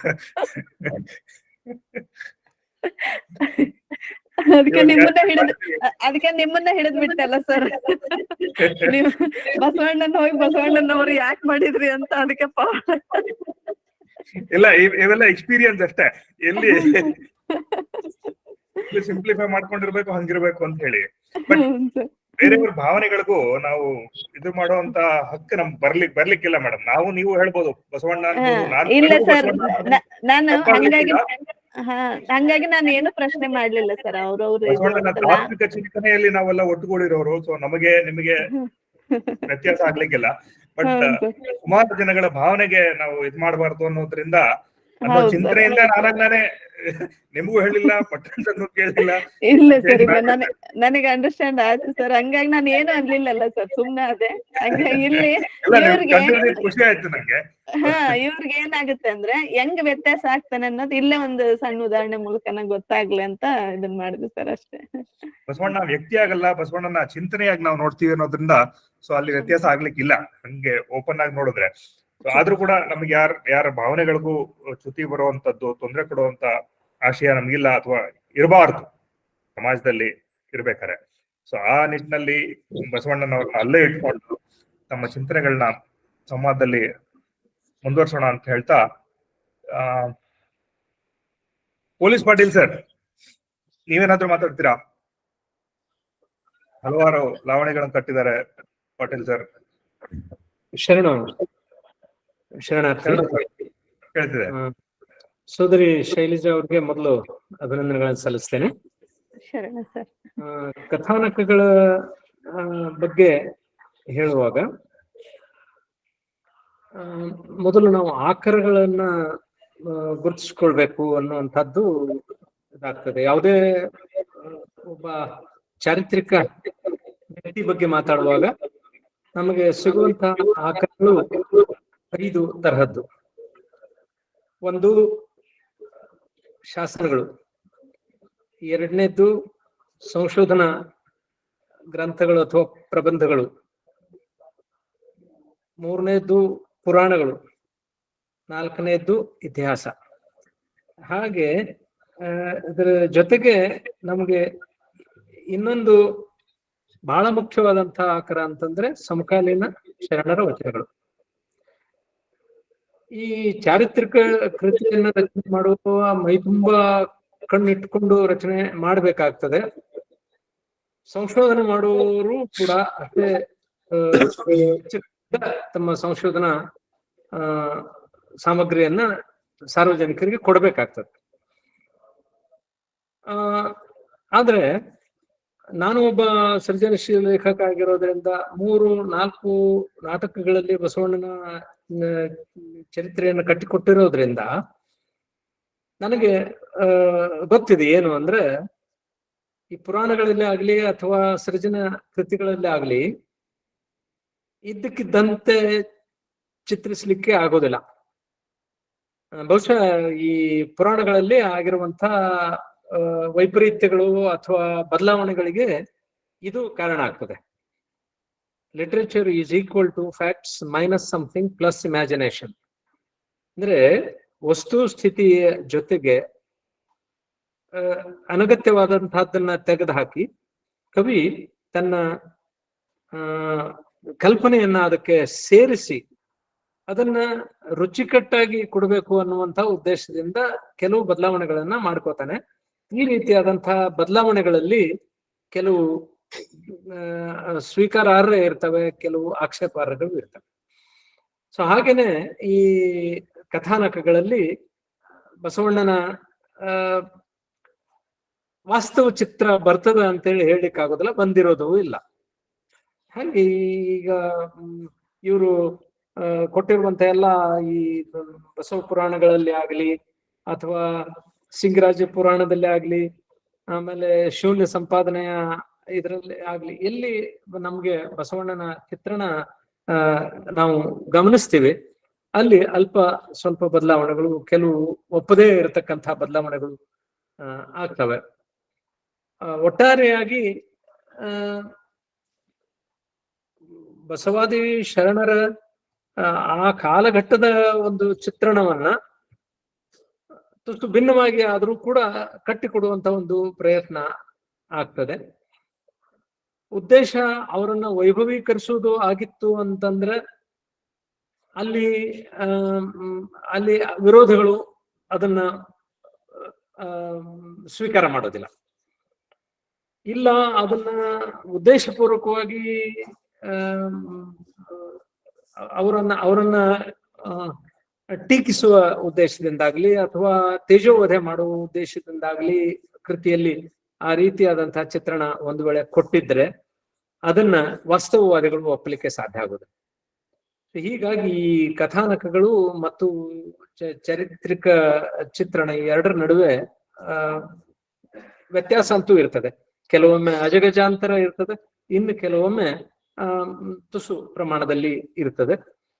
ಹೀಗಾಗಿ ನನಗೆ ತಿಳಿದ ಮಟ್ಟಿಗೆ ಚಾರಿತ್ರಿಕ ವ್ಯಕ್ತಿಗಳ ಚಿತ್ರಣ ಕಟ್ಟಿಕೊಡೋದ್ರಲ್ಲಿ ಅತಿ ಹೆಚ್ಚು ಕೃತಿಗಳು ಬಂದಿರೋದು ಬಸವಣ್ಣನ ಕುರಿತಾಗಿ, ಬಸವಾದಿ ಶರಣರ ಕುರಿತಾಗಿ. ಹೀಗಾಗಿ ಎಲ್ಲಾ ಕೃತಿಗಳು ಒಂದೇ ರೀತಿಯಲ್ಲಿ ಇರ್ತವೆ ಅಂತ ನಮಗೆ ನಿರೀಕ್ಷೆ ಮಾಡ್ಲಿಕ್ಕೆ ಸಾಧ್ಯ ಆಗುದಿಲ್ಲ. ಆ ರೀತಿಯಾದಂತಹ ಬದಲಾವಣೆಗಳನ್ನ ಶೈಲಜಾ ಪವಾಡ್ ಶೆಟ್ಟಿ ಅವರು ಕೂಡ ಗುರುತಿಸಿದ್ದಾರೆ.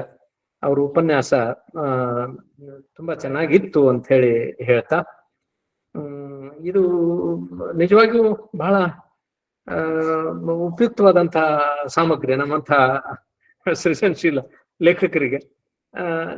ಯಾವ ಎಚ್ಚರಿಕೆಯನ್ನ ಇಟ್ಕೊಂಡು ಮುಂದೆ ನಾವು ಕೃತಿ ರಚನೆ ಮಾಡ್ಬೇಕು ಅಂತ ಅನ್ನೋದಕ್ಕೆ ಇದು ತುಂಬಾ ಉಪಯುಕ್ತ ಆಯ್ತು ಅಂತ ಹೇಳ್ತಾ ನನಗೆ ಅವಕಾಶ ಕೊಟ್ಟಿರುವುದಕ್ಕೆ ವಂದನೆಗಳು.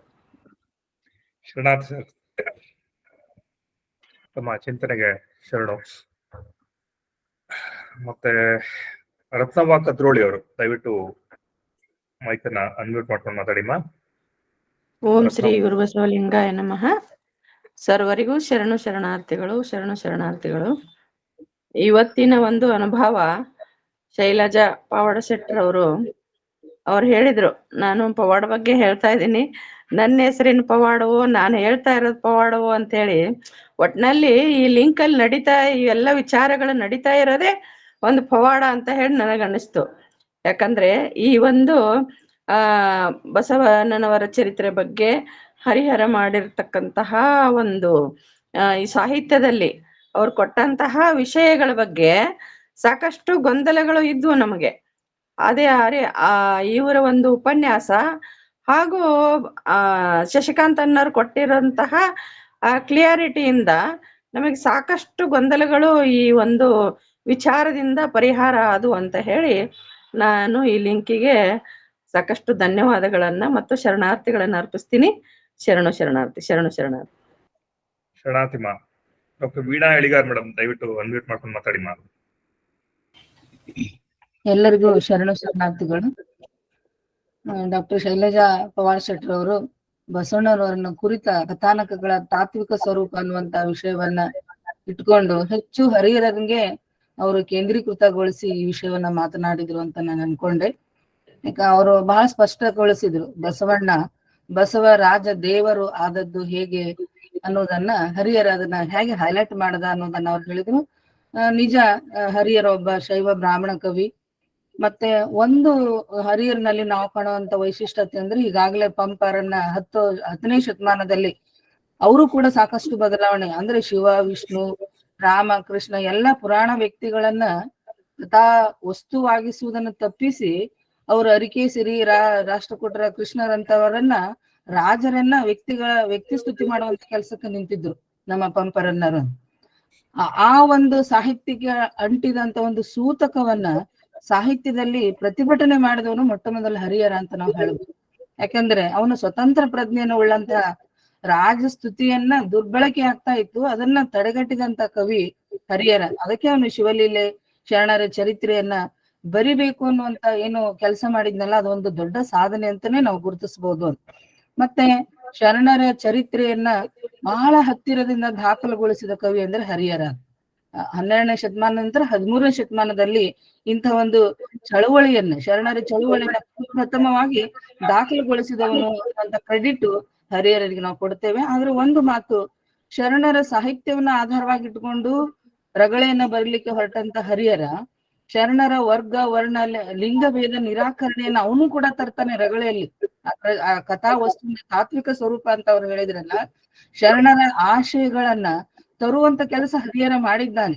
ಅದಕ್ಕೊಂದು ಪೌರಾಣಿಕ ಕಲ್ಪನೆ, ಪೌರಾಣಿಕ ಸೃಷ್ಟಿ, ಒಂದು ಆದಿ ಅಂತ್ಯ ಕೊಡ್ತಿರ್ಬೋದು. ಯಾಕಂದ್ರೆ ಈಗಾಗ್ಲೇ ಪಟನ್ಸ್ ಅವರು ಹೇಳಿದ್ರು, ಶೈಲಜಾ ಅವರು ಹೇಳಿದ್ರು, ದೇವಲೋಕದೊಳಗೆ ಏನೋ ಒಂದು ಅಪರಾಧವನ್ನ ಮಾಡಿದಂತ ಒಬ್ಬ ಗಣವರ ತಪ್ಪಿಗಾಗಿ ಅದನ್ನು ತಿದ್ದಿಕೊಳ್ಳಿಕ್ಕೆ ಅವನು ಶಿವನ ಆದೇಶ ಅಂತ ಬರ್ತಾನೆ. ಮತ್ತೆ ಅವನು ತಿರುಗಿ ಹೋಗ್ತಾನೆ, ಕೈಲಾಸಕ್ಕೂ ಹೋಗ್ತಾನೆ. ಕೈಲಾಸಕ್ಕೆ ಅವನು ರಥವನ್ನೇ ಏರಿ ಹೋಗ್ತಾನೆ ಅಂತ ಎಲ್ಲಾ ರಗಳೆಯಲ್ಲಿ ಬರೀತಾನೆ ಹರಿಹರ. ಅಂದ್ರೆ ಕಾಯಕ ಸಹಿತವಾಗಿ ಕೈಲಾಸಕ್ಕೆ ಹೋದ ಅನ್ನುವುದು ಹರಿಹರ ಬರೀತಾನೆ. ಕಾಯಕ ಸಹಿತವಾಗಿ ಹೋಗ್ಲಿಕ್ಕೆ ಸಾಧ್ಯ ಏನೂ ಇಲ್ಲ. ಇದೊಂದು ಕಾವ್ಯ ಸೃಷ್ಟಿಯ ದೃಷ್ಟಿಯಿಂದ ಮಾಡಿಕೊಂಡಂತ ಒಂದು ಕಲ್ಪನೆ, ಒಂದು ಕಾಲ್ಪನಿಕತೆ. ಅಂದ್ರೆ ಇಲ್ಲಿ ಹರಿಹರ ಒಬ್ಬ ಕವಿ ಅನ್ನೋದನ್ನ ನಾವು ಎಂದೂ ಮರಿಬಾರ್ದು. ಅವನ ಉದ್ದೇಶ, ಶರಣರ ಉದ್ದೇಶ ಸಾಮಾಜಿಕ ಮತ್ತು ಆತ್ಮಶೋಧನೆಯಾಗಿತ್ತು. ಹರಿಹರ ಒಬ್ಬ ಅವನು ಅಪ್ಪಟ ಕವಿ ಅವನು. ಹಾಗಾಗಿ ಆ ಕವಿತ್ವದ ಕಲ್ಪನೆ, ಶೈಲಿ, ಸೃಷ್ಟಿ, ಪ್ರತಿಮೆಗಳನ್ನ ಅವನು ತರ್ತಾನೆ, ಒಂದು ಪೌರಾಣಿಕ ಹಿನ್ನೆಲೆಯಲ್ಲಿ ತರ್ತಾನೆ ಅನ್ನೋದನ್ನ ಮಾತ್ರ ನಾವು ಗ್ರಹಿಸ್ಬೇಕು. ಪಟ್ಟಣ್ ಸರ್ ಅವರು ಹೇಳಿದ್ರು, ಇತಿಹಾಸವನ್ನ ಇತಿಹಾಸವಾಗಿ ಓದ್ಬೇಕು, ಸಾಹಿತ್ಯವನ್ನ ಸಾಹಿತ್ಯವಾಗಿ ಓದಿದಾಗ ಮಾತ್ರ ನಾವು ಶರಣರ ಒಂದು ಬದುಕಿಗೆ ಸ್ಪಷ್ಟತೆಯನ್ನು ಕೊಡ್ಲಿಕ್ಕೆ ಸಾಧ್ಯ. ಮತ್ತೆ ರಗಳೆ ಒಂದು ಕೃತಿಯಲ್ಲ, ಅದೊಂದು ಪರಂಪರೆಯಾಗಿ ಹರಿಹರ ತರ್ತಾನೆ ಅನ್ನೋದನ್ನ ನಾವು ಗಮನಿಸ್ಬೇಕು. ಯಾಕಂದ್ರೆ ಪ್ರಜ್ಞಾಪೂರ್ವಕವಾಗಿ ಸಾಹಿತ್ಯ ಬರೀಲಿಕ್ಕೆ ಹೊರಟಂತವನು ಕವಿ ಹರಿಹರ. ಶರಣರು ಹಾಗಲ್ಲ. ಶರಣರ ಉದ್ದೇಶ ಕಾವ್ಯ ಸಂಪ್ರದಾಯವನ್ನ ಸ್ಥಾಪನೆ ಮಾಡುವುದು ಆಗಿರ್ಲಿಲ್ಲ. ಅವ್ರಿಗೆ ಆತ್ಮಶೋಧ ಅಷ್ಟೇ ಇತ್ತು. ಆದ್ರೆ ಶುದ್ಧ ಸಾಹಿತ್ಯಿಕ ದೃಷ್ಟಿಯಿಂದ ಕಾವ್ಯ ರಚಿಸಿದವನಂದ್ರೆ ಹರಿಹರ. ಹೀಗಾಗಿ ಅವನು ಆ ಕಥಾನಕಗಳಲ್ಲಿ ಕೆಲವೊಂದು ಬದಲಾವಣೆಗಳನ್ನು ಮಾಡ್ಕೊಂತಾನೆ. ಆ ಬದಲಾವಣೆಗಳನ್ನ ನಾವು ಒಪ್ಕೋಬೇಕು. ಈ ಮೇಡಮ್ ಅವ್ರು ಹೇಳಿದಾಗೆ ಬಸವರಾಜ ದೇವರ ರಗಳೆಯಲ್ಲಿ ಅವನ್ ಹೇಗೆ ಒಂದು ತಾತ್ವಿಕತೆಯನ್ನ ತರ್ತಾನಂದ್ರೆ, ಗೋವುಗಳನ್ನ ಅಪಹರಣ ಮಾಡೋದನ್ನ ನಾವು ನೋಡ್ತೇವೆ. ಮಹಾಭಾರತದ ಕಥೆಯಲ್ಲೂ ಬರ್ತದೆ, ಗೋವುಗಳನ್ನ ಅಪಹರಣ ಮಾಡಿದಾಗ ಯುದ್ಧಗಳು ಸಂಭವಿಸ್ತವೆ ಅನ್ನೋದನ್ನ. ಇಲ್ಲಿ ಅವನ್ ಹೆಂಗ ಬದಲಾವಣೆ ಮಾಡ್ಕೊಂತಾನೆ ಅಂದ್ರೆ, ಗೋವುಗಳ ಬದಲು ಅವನು ಕರುಗಳನ್ನ ಬಿಡಿಸಿದ ಅಂತ ಅವನು ಈ ಮೂಲಕ ಪ್ರತಿಕ್ರಿಯೋದು ಒಂದು ಪ್ರತಿಕ್ರಿಯೆನ ಹರಿಹರ ನೀಡ್ತಾನಲ್ಲ, ಇದು ವೈದಿಕ ಮೌಲ್ಯದ ನಿರಾಕರಣೆ ಅಂತ ನಾವು ಹೇಳ್ಬೋದು. ಅಂದ್ರೆ ವೈದಿಕತೆಯನ್ನ ಹೇಗೆ ನಿರಾಕರಣೆ ಮಾಡಿದ ಹರಿಹರ ತನ್ನ ಕಥಾನಕಗಳಲ್ಲಿ ಶರಣರ ಒಂದು ತಾತ್ವಿಕತೆಯನ್ನು ಅವನು ಸ್ಪಷ್ಟಗೊಳಿಸ್ತಾನೆ ಅನ್ನೋದನ್ನು ಕೂಡ ನಾವಿಲ್ಲಿ ಗಮನಿಸ್ಬೋದು. ಯಾಕಂದ್ರೆ ಬಸವರಾಜ ದೇವರಗಳಲ್ಲಿ ಇವತ್ತಿಗೂ ಕೂಡ ಬಸವ ಪವಾಡ ರಗಳೆ ಅಂತ ಇನ್ನೂ ಒಂದು ಕೃತಿ ನಮ್ಮ ಗದುಗಿನ ತೋಂಟದಾರ್ಯ ಮಠದಲ್ಲಿ ಅದು ಲಭ್ಯ ಆಗ್ತದೆ. ವಿರೂಪಾಕ್ಷ ಎನ್ನುವ ಅಂಕಿತ ನಾಮ ಇಟ್ಕೊಂಡಂತ ಕೃತಿ ಇನ್ನು ಪ್ರಕಟಗೊಂಡಿಲ್ಲ ಅದು. ಯಾಕಂದ್ರೆ ಸಾಕಷ್ಟು ಶರಣರ ಕಥೆಗಳನ್ನ ಪವಾಡವಾಗಿಸುವಂತ ಕೆಲಸ ನಡ್ಕೊಂಡು ಬಂತು. ಅದು ಹರಿಹರನಿಂದ ಮೊದಲು ಮಾಡಿ ಮುಂದೆ ಶಿವನ ಸಂಪಾದನಕಾರವರೆಗೂ ನಡ್ಕೊಂಡು ಬಂದಿರೋದನ್ನ ನಾವು ನೋಡ್ತೇವೆ. ಆ ಹಾವಿನ ಹಾಳ ಕಲ್ಲಯ್ಯನ ಮಗಳು ಬ್ರಾಹ್ಮಣ ಮುಟ್ಟಿದ ಮೈಲಿಗೆ ಆಯ್ತು ಅಂತ ಹೇಳಿ ನೀರು ತುಂಬಿದ ಮಡಿಕೆ ಒಡೆದ್ಲು ಅಂತ ಹರಿಹರ ಬರೀತಾನಲ್ಲ, ಇದು ಅವನು ಶರಣರ ಬದುಕಿಗೆ ಕೊಟ್ಟಂತ ಒಂದು ಸ್ಪಷ್ಟವಾದ ತಾತ್ವಿಕ ಕಲ್ಪನೆ ಅಂತ ನಾವು ಹೇಳ್ಬಹುದು. ನಾಯಿ ಓದಿದ ಅವನು ನಾಯಿಯಿಂದ ವೇದವನ್ನು ಓದಿಸ್ತಾನಂತ. ಇವೆಲ್ಲ ಹರಿಹರನ್ನು ಮಾಡಿಕೊಂಡಂತ ಒಂದು ಬದಲಾವಣೆಗಳನ್ನ ನಾವು ಗಮನಿಸಿದಾಗ ಹರಿಹರ ಒಂದು ದೊಡ್ಡ ಪರಿವರ್ತನೆ ಕವಿ ಅಂತ ನಾವು ಹೇಳ್ಬೋದು ಬಸವಣ್ಣವರ ಕಥೆಯನ್ನ ಸ್ಪಷ್ಟಪಡಿಸುವಲ್ಲಿ. ಯಾಕಂದ್ರೆ ಆರ್ಯ ಮೂಲದ ಸಂಸ್ಕೃತಕ್ಕೆ ವಿದಾಯ ಹೇಳಿದಂತ ಕವಿ ಹರಿಹರ ಅಂತ ಹೇಳ್ತಾರೆ. ಅವನು ಯಾಕೆ ಇಲ್ಲಿ ತಮಿಳುನಾಡಿನ ದ್ರಾವಿಡ ಮೂಲದ ಶರಣರನ್ನ ಆಯ್ಕೆ ಮಾಡ್ಕೊಂಡ ಅಂದ್ರೆ ಅವನಿಗೆ ಸಂಸ್ಕೃತವನ್ನ ನಿರಾಕರಣೆ ಮಾಡ್ಬೇಕಾಗಿತ್ತು ಅನ್ನುವಂತ ಒಂದು ಮಾತು ಬರ್ತದೆ. ಸಂಸ್ಕೃತ ಕಥೆಗಳನ್ನ, ಸಂಸ್ಕೃತ ಏನು ಅಲ್ಲಿ ಬದುಕುಗಳನ್ನ ಅದನ್ನು ದೂರ ಸರಿಸಿ ತಮಿಳು ಆಕಾರವನ್ನ ಅವನು ತಗೊಳ್ಳಿಕ್ಕೂ ಕೂಡ ಅದೇ ಕಾರಣ ಆಗಿತ್ತು ಅಂತ ಹೇಳ್ತಾರೆ. ಮತ್ತೆ ಶರಣರ ವಚನಗಳನ್ನ ಅವನು ಆಧಾರವಾಗಿಟ್ಕೊಂಡು ಬರೆದಂತ ರಗಳೆಗಳು ಏನಿದೆಯಲ್ಲ, ಇವು ಅದ್ಭುತವಾದಂತ ಬಸವಣ್ಣನವರ ಒಂದು ಆಶಯಗಳನ್ನ ಸರ್ ಹೇಳಿದ್ರು. ನಾವು ಯಾವುದೇ ಕಥೆಯನ್ನ, ಪವಾಡಗಳನ್ನ ಯಾವ ರೀತಿಯಾಗಿ ನೋಡ್ಬೇಕಂದ್ರೆ ಅದನ್ನ ಒಂದು ತಾತ್ವಿಕ ಹಿನ್ನೆಲೆಯಲ್ಲಿ ಮಾತ್ರ ನೋಡದೆ ಅದರ ಹಿಂದಿರುವ ಆಶಯಗಳನ್ನ, ಯಾವ ಮೆಸೇಜ್ ಅನ್ನ ಅದು ಕೊಡ್ತಾ ಇದೆ ಅನ್ನೋದನ್ನ ನೋಡಿದಾಗ ಅಲ್ಲಿ ಒಂದು ಸ್ಪಷ್ಟತೆ ನಮಗೆ ಸಿಗ್ತದೆ ಎನ್ನುವಂತ ಮಾತು ಇವತ್ತು ಚರ್ಚೆ ಒಳಗೆ ನಡ್ಕೊಂಡು ಬಂತು. ಡಾಕ್ಟರ್ ಶೈಲಜಾ ಅವರು ಸಾಕಷ್ಟು ಸಂಗತಿಗಳನ್ನ ಬಸವಣ್ಣವರ ವಿಷಯಗಳನ್ನು ಕುರಿತು ಮಾತಾಡಿದ್ರು. ಇನ್ನೂ ಕೆಲವೊಂದು ವಿಷಯಗಳು ಸ್ಪಷ್ಟತೆ ಆಗ್ಲಿ ಅವರ ಇನ್ನೊಂದು ಉಪನ್ಯಾಸದಲ್ಲಿ ಅಂತ ಹೇಳ್ತಾ ಅವಕಾಶಕ್ಕೆ ನಾನು ಧನ್ಯವಾದಗಳನ್ನ ಅರ್ಪಿಸ್ತೇನೆ. ಶರಣಾರ್ಥಿಗಳು. ಶರಣಾರ್ಥಿ ಮಾ. ಡಾಕ್ಟರ್ ಪ್ರಿಯಂವದ ಹುಲಗಬಾಳಿ ಅವರು ದಯವಿಟ್ಟು ಅನ್ಮ್ಯೂಟ್ ಮಾಡ್ಕೊಂಡು ಮಾತಾಡಿ ಮಾ. ಶರಣಾರ್ಥಿಗಳು ಎಲ್ಲರಿಗೂ. ಶೈಲಜಾ ಪವಾಡ್ ಶೆಟ್ಟರ್ ಅವರ ಉಪನ್ಯಾಸವನ್ನ ಕೇಳಿದಾಗ ನನ್ನ ಸಂಶೋಧನೆಯ ಸಂದರ್ಭದಲ್ಲಿ ನಾನು ಹರಿಹರನನ್ನ ಅಕ್ಕ ಮಹಾದೇವಿಯ ಉಡುತಡಿಯ ಮಹಾದೇವಿಯ ರಗಳೆ ಅನ್ನುವ ಹಿನ್ನೆಲೆಯೊಳಗ ಹೇಗೆ ಗುರುತಿಸಿದ್ದೆ ಅನ್ನುವುದನ್ನ ಒಂದೆರಡು ವಿಷಯಗಳನ್ನ ತಮ್ಮೆಲ್ಲರ ಮುಂದೆ ಹೇಳ್ಬೇಕು ಅಂತ ಅನಿಸ್ತಾ ಇದೆ. ಯಾಕಂದ್ರೆ ಶೈಲಜಾ ಪವಾಡ್ ಶೆಟ್ರ್ ಅವರು ಹರಿಹರನ ಬಗ್ಗೆ ಹೇಳಿದಾಗ, ಹರಿಹರ ನಮ್ಮ ಎಲ್ಲ ಕಾಲದಲ್ಲಿಯೂ ಕೂಡ ಆತ 12ನೇ ಶತಮಾನಕ್ಕೆ ಸಮೀಪದವನು ಅಂತ ಅನಿಸ್ತದೆ.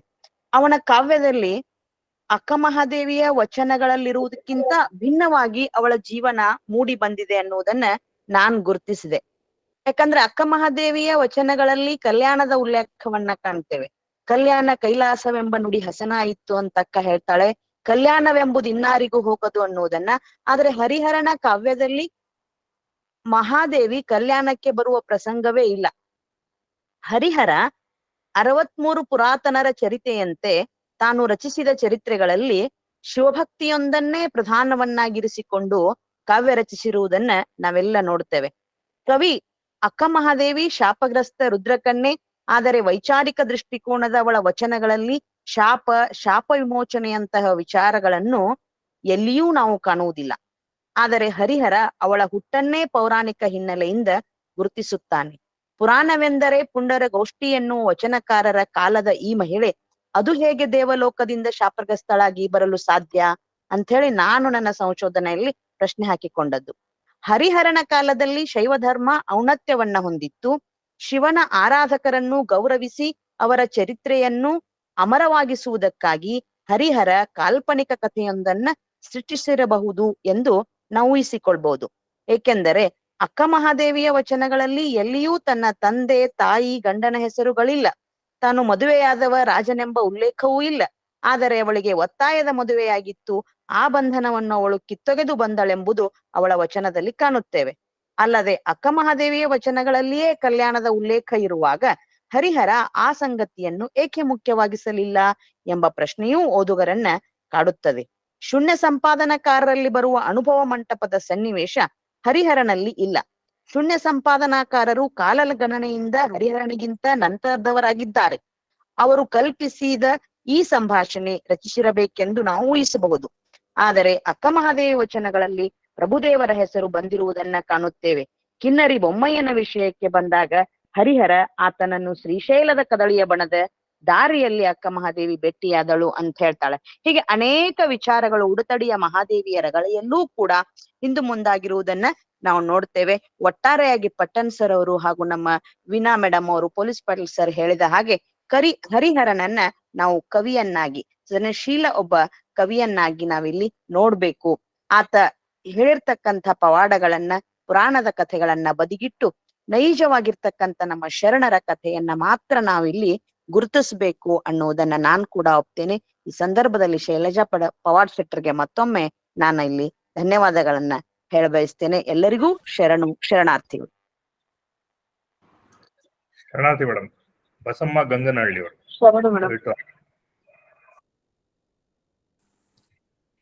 ಎಲ್ಲರಿಗೂ ಶರಣಾರ್ಥಿಗಳು. ಇಂದಿನ ಶೈಲಜಾ ಮೇಡಮ್ ಅವರು ಹೇಳಿರುವಂತ ಒಂದು ಉಪನ್ಯಾಸ ಅತ್ಯದ್ಭುತವಾಗಿತ್ತು. ಆದಷ್ಟು ಅವರು ಪುರಾಣ ಅಂದ್ರೆ ಏನು, ಇತಿಹಾಸ, ಚರಿತ್ರೆ ಅಂದ್ರೇನು ಅಂತ ಒಂದು ಸ್ಪಷ್ಟ ಕಲ್ಪನೆಯನ್ನ ನಮಗೆ ತಂದ್ಕೊಡ್ಲಿಕ್ಕೆ ಅವ್ರು ಪ್ರಯತ್ನ ಮಾಡಿದ್ರು. ಸಾಕಷ್ಟು ಸಂಶೋಧನಾತ್ಮಕವಾದಂತ ಹಿನ್ನೆಲೆಯೊಳಗ ವಿಮರ್ಶಾತ್ಮಕವಾದಂತ ಒಂದು ದೃಷ್ಟಿಕೋನದಿಂದ ಆ ಎಲ್ಲಾ ಕೃತಿಗಳನ್ನ ಅವ್ರು ನೋಡ್ತಾ ಬಂದ್ರು. ಆದ್ರೆ ಇಲ್ಲಿ ನಾವು ಈಗಾಗ್ಲೇ ವೀಣಾ ಮೇಡಮ್ ಅವರು ಹೇಳಿದ ಹಾಗೆ, ನಮ್ ಶಶಿಕಾಂತ್ ಸರ್ ಹೇಳಿದ ಹಾಗೆ ಹರಿಹರನನ್ನ ಕವಿಯಾಗಿ ನಾವು ನೋಡ್ಬೇಕು. ಆತ ಪುರಾಣಕಾರನು ಹೇಗೆ ಅದನ ಅದೇ ರೀತಿಯಾಗಿ ಆತ ಕ್ರಾಂತಿಕಾರಿ ಕವಿ ನಿಜ. ಆದ್ರೆ ಅದರಷ್ಟೇ ಭಾವಾವೇಶದ ಕವಿ ಅಂತ ನಾವು ಅವನನ್ನ ಗುರುತಿಸಬಹುದು. ಅವನಷ್ಟು ಪದ ಸಂಪತ್ತು, ಅವನಷ್ಟು ವರ್ಣನಾ ಶೈಲಿ ಮತ್ತೆ ಅವ ಕವಿಗಳಲ್ಲಿ ನಾವು ಕಾಣ್ಲಿಕ್ಕೆ ಸಾಧ್ಯವಿಲ್ಲ. ಇಡೀ ಕನ್ನಡ ಸಾಹಿತ್ಯ ಚರಿತ್ರೆಯೊಳಗ ಅತ್ಯಂತ ಪದ ಸಂಪತ್ತನ್ನ ಹೊಂದಿರುವಂತ ಕವಿ ಅಂದ್ರ ಹರಿಹರ ಕವಿ. ಅದಕ್ಕಾಗಿ ನಮ್ಮ ಸಾಹಿತ್ಯಕ್ಕೆ ಹರಿಹರನ ಕೊಡುಗೆ ಅಪಾರ ಇದೆ. ಆತನನ್ನ ಪುರಾಣಕಾರ ಅನ್ನೋದಕ್ಕಿಂತ ಕವಿಯಾಗಿ ನೋಡುವುದೇ ನಮ್ಗೆ ಇಲ್ಲಿ ಒಳಿತು ಅನ್ನೋದನ್ನ ನಾವಿಲ್ಲಿ ನೋಡ್ತೀವಿ. ಸಾಹಿತ್ಯದೊಳಗ ಭಾವನಿಷ್ಠ, ವಸ್ತುನಿಷ್ಠ, ಆತ್ಮನಿಷ್ಠ ಅಂತ ನಾವು ನೋಡ್ತೀವಿ. ಭಾವನಿಷ್ಠ ಕವಿ ಅಂತ ತಿಳ್ಕೊಂಡು ನಾವು ಹರಿಹರನ ಕರಿಬಹುದು. ವಸ್ತುನಿಷ್ಠ ಅಂತಂದಾಗ ನಾವ್ ಇಲ್ಲೆಲ್ಲ ಇತಿಹಾಸಕಾರರನ್ನ ತೆಗೆದುಕೊಳ್ತೀವಿ. ಆತ್ಮನಿಷ್ಠ ಅಂತ ತೆಗೆದುಕೊಂಡಾಗ ನಮಗೆ ಅಲ್ಲಿ ಪ್ರಭುಲಿಂಗ ಲೀಲೆಯನ್ನ ನಾವು ಹೋಲಿಕೆ ಮಾಡ್ಲಿಕ್ಕೆ ಸಾಧ್ಯ ಇದೆ. ಯಾಕಂದ್ರೆ ಅಲ್ಲಮ ಪ್ರಭುವನ್ನ ಅಧ್ಯಾತ್ಮದ ತುತ್ತ ತುದಿಕೆ ಏರಿಸುವಂತ ನಿಟ್ಟಿನಲ್ಲಿ ಅಲ್ಲಿ ಚಾಮರಸ ಮಾಡ್ತಾರೆ. ಹೀಗೆ ನಾವು ಇನ್ನೊಂದು ಸೋಮನಾಥನ ಪಾಲ್ಕುರಿಕೆ ಸೋಮನಾಥ ಚರಿತೆ ಇದಲ್ಲ, ಅದು ಇತಿಹಾಸಕ್ಕೆ ಒಂದಿಷ್ಟು ಹತ್ತಿರವಾಗುವಂತ ಒಂದು ಕೃತಿ ಅಂತ ನಾವು ಹೇಳ್ಬೋದು. ಅದೇ ರೀತಿಯಾಗಿ 17ನೇ ಶತಮಾನಕ್ಕೆ ಬಂದಾಗ ಅಲ್ಲ ಶಾಂತಲಿಂಗ ದೇಶಿಕ ಅನ್ನುವಂತ ಒಬ್ಬ ಕವಿ ಭೈರವೇಶ್ವರ ಕಾವ್ಯದ ಕಥಾಮಣಿ ಸೂತ್ರ ರತ್ನಾಕರ ಅಂತ ತಿಳ್ಕೊಂಡು ಒಂದು ಕೃತಿ ಇದೆ. ಅಲ್ಲಿ ಹೇಳುವಂತ ಒಂದು ಕಥೆಗಳು ಇದೇ ರೀತಿಯಾಗಿದ್ರು ಕೂಡ ಅಲ್ಲಿಯ ಕಥನ ಶೈಲಿ ಬಹಳಷ್ಟು ಹಾಸ್ಯ ವಿಡಂಬನಾತ್ಮಕವಾದಂತಹ ಒಂದು ರೀತಿಯೊಳಗೆ ನಮ್ಗಲ್ಲಿ ಕಂಡು ಬರ್ತದೆ. ಅಲ್ಲಿ ಸ್ವಲ್ಪ ಇತಿಹಾಸಕ್ಕೆ ಆತ ಗಮನ ಕೊಟ್ಟಿದ್ದಾನೇನೋ ಅಂತ ನನ್ನ ಒಂದು ಅಭಿಪ್ರಾಯ. ಹೀಗಾಗಿ ಇವೆಲ್ಲವುಗಳನ್ನ ನಾವು ತೆಗೆದುಕೊಂಡಾಗ ಆಯಾ ಕಾಲಘಟ್ಟದಲ್ಲಿ ಆಯಾ ಕವಿಗಳು ವಿವಿಧ ಆಯಾಮಗಳ ಮೂಲಕವಾಗಿ ತಮಗೆ ತೋರಿದಂತೆ ಹಾಗೆ ತಮ್ಮ ದೃಷ್ಟಿಕೋನಗಳನ್ನ ಇಟ್ಟುಕೊಂಡು ಕಾವ್ಯಗಳನ್ನ ರಚಿಸಿದ್ದಾರೆ.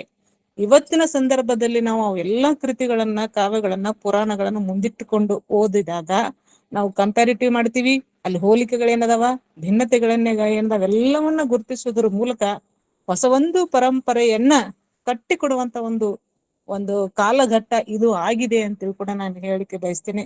ಒಟ್ಟಾಗಿ ಇಲ್ಲಿ ನಡೆದಿರುವಂತ ಒಂದು ಚರ್ಚೆ ಬಹಳಷ್ಟು ಉತ್ಕೃಷ್ಟವಾದಂತ ಒಂದು ಚರ್ಚೆ ಇದು. ಎಲ್ಲರ ಅಭಿಪ್ರಾಯಗಳು ಕೂಡ ಬಹಳಷ್ಟು ಚೆನ್ನಾಗಿ ಇಲ್ಲಿ ಮೂಡಿ ಬಂದು ಎಲ್ಲರಿಗೂ ಧನ್ಯವಾದಗಳು.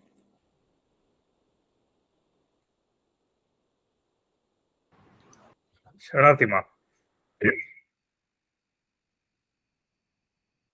ಮಲ್ಲೇಶ್ ಸರ್ ಏನಾದ್ರು ಮಾತಾಡ್ತೀರಾ?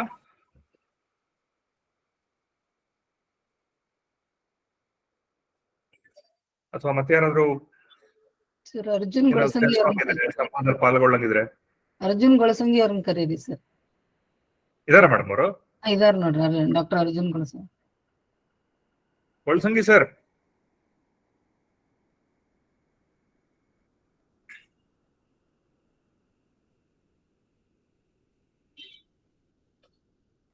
ಅರ್ಜುನ್ ಗೊಳಸಂಗಿ ಸರ್ ಭುವನನ್ ಅವರು ಹ್ಯಾಂಡ್ ರೈಸ್ ಮಾಡಿದ್ರು ನೋಡ್ರಿ. ಮಾಡಿದ್ರು, ಮತ್ತೆ ಯಾಕೆ ತೆಗೆದ್ರು ಅವರು? ಭುವನ್ ಅವ್ರೆ ಮಾತಾಡ್ತೀರಿ? ಅರ್ಜುನ್ ಗೊಳಸಂಗಿ ಸರ್ ಬಂದಿದ್ದಾರೆ ನೋಡ್ರಿ ಸರ್. ಮಾತಾಡಿ ಸರ್, ಅನ್ಮ್ಯೂಟ್ ಮಾಡ್ಕೊಂಡು ಮಾತಾಡಿ ಸರ್ ದಯವಿಟ್ಟು. ಅರ್ಜುನ್ ಗೊಳಸಂಗಿ ಸರ್ ಅನ್ಮ್ಯೂಟ್ ಮಾಡ್ಕೊಂಡು ಮಾತಾಡಿ ಸರ್.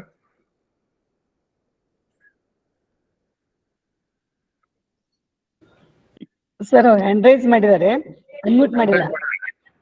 ಅನ್ಮ್ಯೂಟ್ ಮಾಡ್ಲಿಕ್ಕೆ ಆಗ್ತಾ ಇಲ್ವಾ ಸರ್? ಅನ್ಮ್ಯೂಟ್ ಮಾಡ್ಕೊಳ್ಳಿ ಸರ್.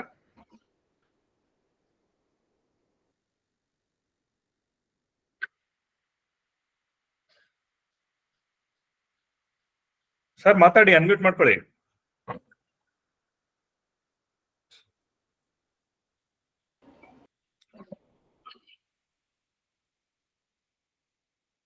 ಪ್ರಸನ್ನ ಅವರು ಅನ್ಮ್ಯೂಟ್ ಮಾಡ್ಕೊಂಡು ಮಾತಾಡಿ ಸದ್ಯಕ್ಕೆ. ಪ್ರಸನ್ನ ಅವರು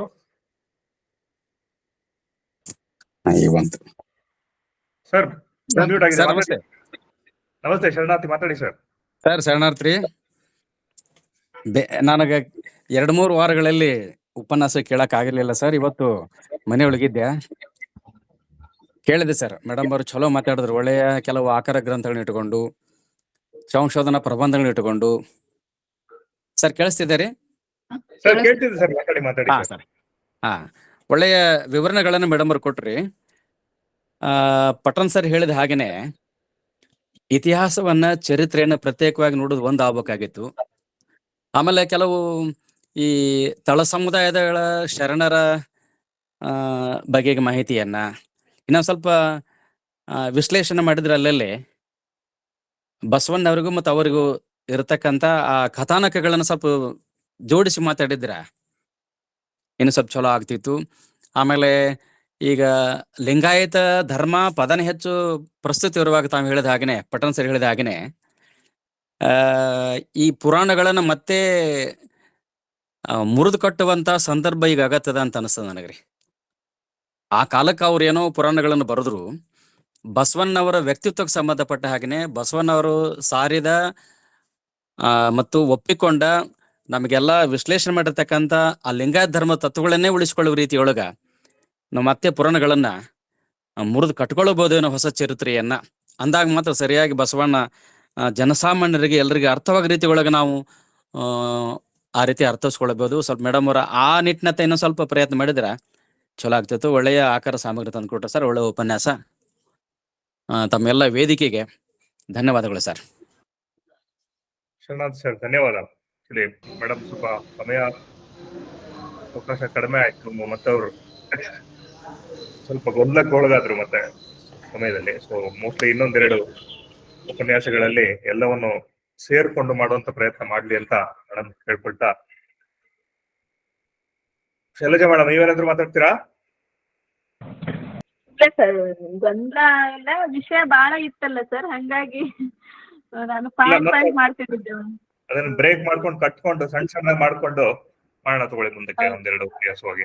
ಹೌದು ಸರ್, ಹಂಗಾಗಿ ಅವ್ನ್ ಪಾಯಿಂಟ್ ಮಾಡ್ಕೊಂಡಿದ್ನೆಲ್ಲ ಹಿಂದೆ ಮುಂದೆ ನನಗೆ ಕನ್ಫ್ಯೂಸ್ ಆಗಕತ್ತಿತ್ತದು. ಹಂಗಾಗಿ ಅಲ್ಲೆಲ್ಲ ಸ್ವಲ್ಪ ನಿಲ್ಲಿಸಿ ಇದನ್ನ ಮಾಡ್ತಿದ್ದೆ. ಮಲ್ಲೇಶ್ ಸರ್ ಮಾತಾಡಿ ಸರ್, ಅನ್ಮ್ಯೂಟ್ ಮಾಡ್ಕೊಂಡು. ಎಲ್ಲರಿಗೂ ನಮಸ್ಕಾರ.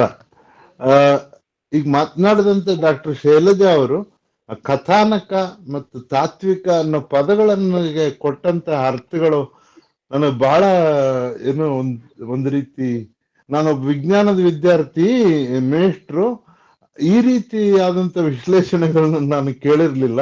ಬಹಳ ಇಷ್ಟ ಆಯ್ತು ಅವರು ಅವೆರಡು ಪದಗಳ ಬಗ್ಗೆ ಹೇಳಿದ್ದು. ಮತ್ತೆ ಡಾಕ್ಟರ್ ವೀಣಾ ಅವ್ರು ಮಾತನಾಡುವಾಗ ನಾನು ಸ್ವಲ್ಪ ಹೊರಗಡೆ ಹೋಗ್ಬೇಕಾಗಿತ್ತು, ಹಾಗಾಗಿ ಕೇಳಿಸ್ಕೊಳ್ಳಿಲ್ಲ. ಆದ್ರೆ ನನ್ನ ಮನಸ್ಸಿನ ಒಂದು ಆಶಯವನ್ನ ಅವ್ರು ಹೇಳಿದ್ರೇನೋ, ಹಾಗಾಗಿ ನಾನು ಈಗ ಏನ್ ಹೇಳ್ಬೇಕಾಗಿತ್ತು ಅನ್ನೋದನ್ನ ಅವ್ರು ಹೇಳಿದ್ರೇನೋ ಗೊತ್ತಿಲ್ಲ. ಅವ್ರು ಹೇಳಿದ್ರು ಕೂಡ ನಾನು ಮತ್ತೆ ಪುನರಾವರ್ತನೆ ಆಗ್ಬೋದು. ನಾನು ಥಿಯರಿಟಿಕಲ್ ಫಿಸಿಕ್ಸ್ ಅಂತ ನನ್ನ ಕ್ಷೇತ್ರ, ಸೈದ್ಧಾಂತಿಕ ಭೌತಶಾಸ್ತ್ರ ಅಂತೇವೆ. ಅದರಲ್ಲಿ ಥಿಯರಿಟಿಕಲ್ ಆಸ್ಪೆಕ್ಟ್ ಹುಡುಕ್ತೇವೆ.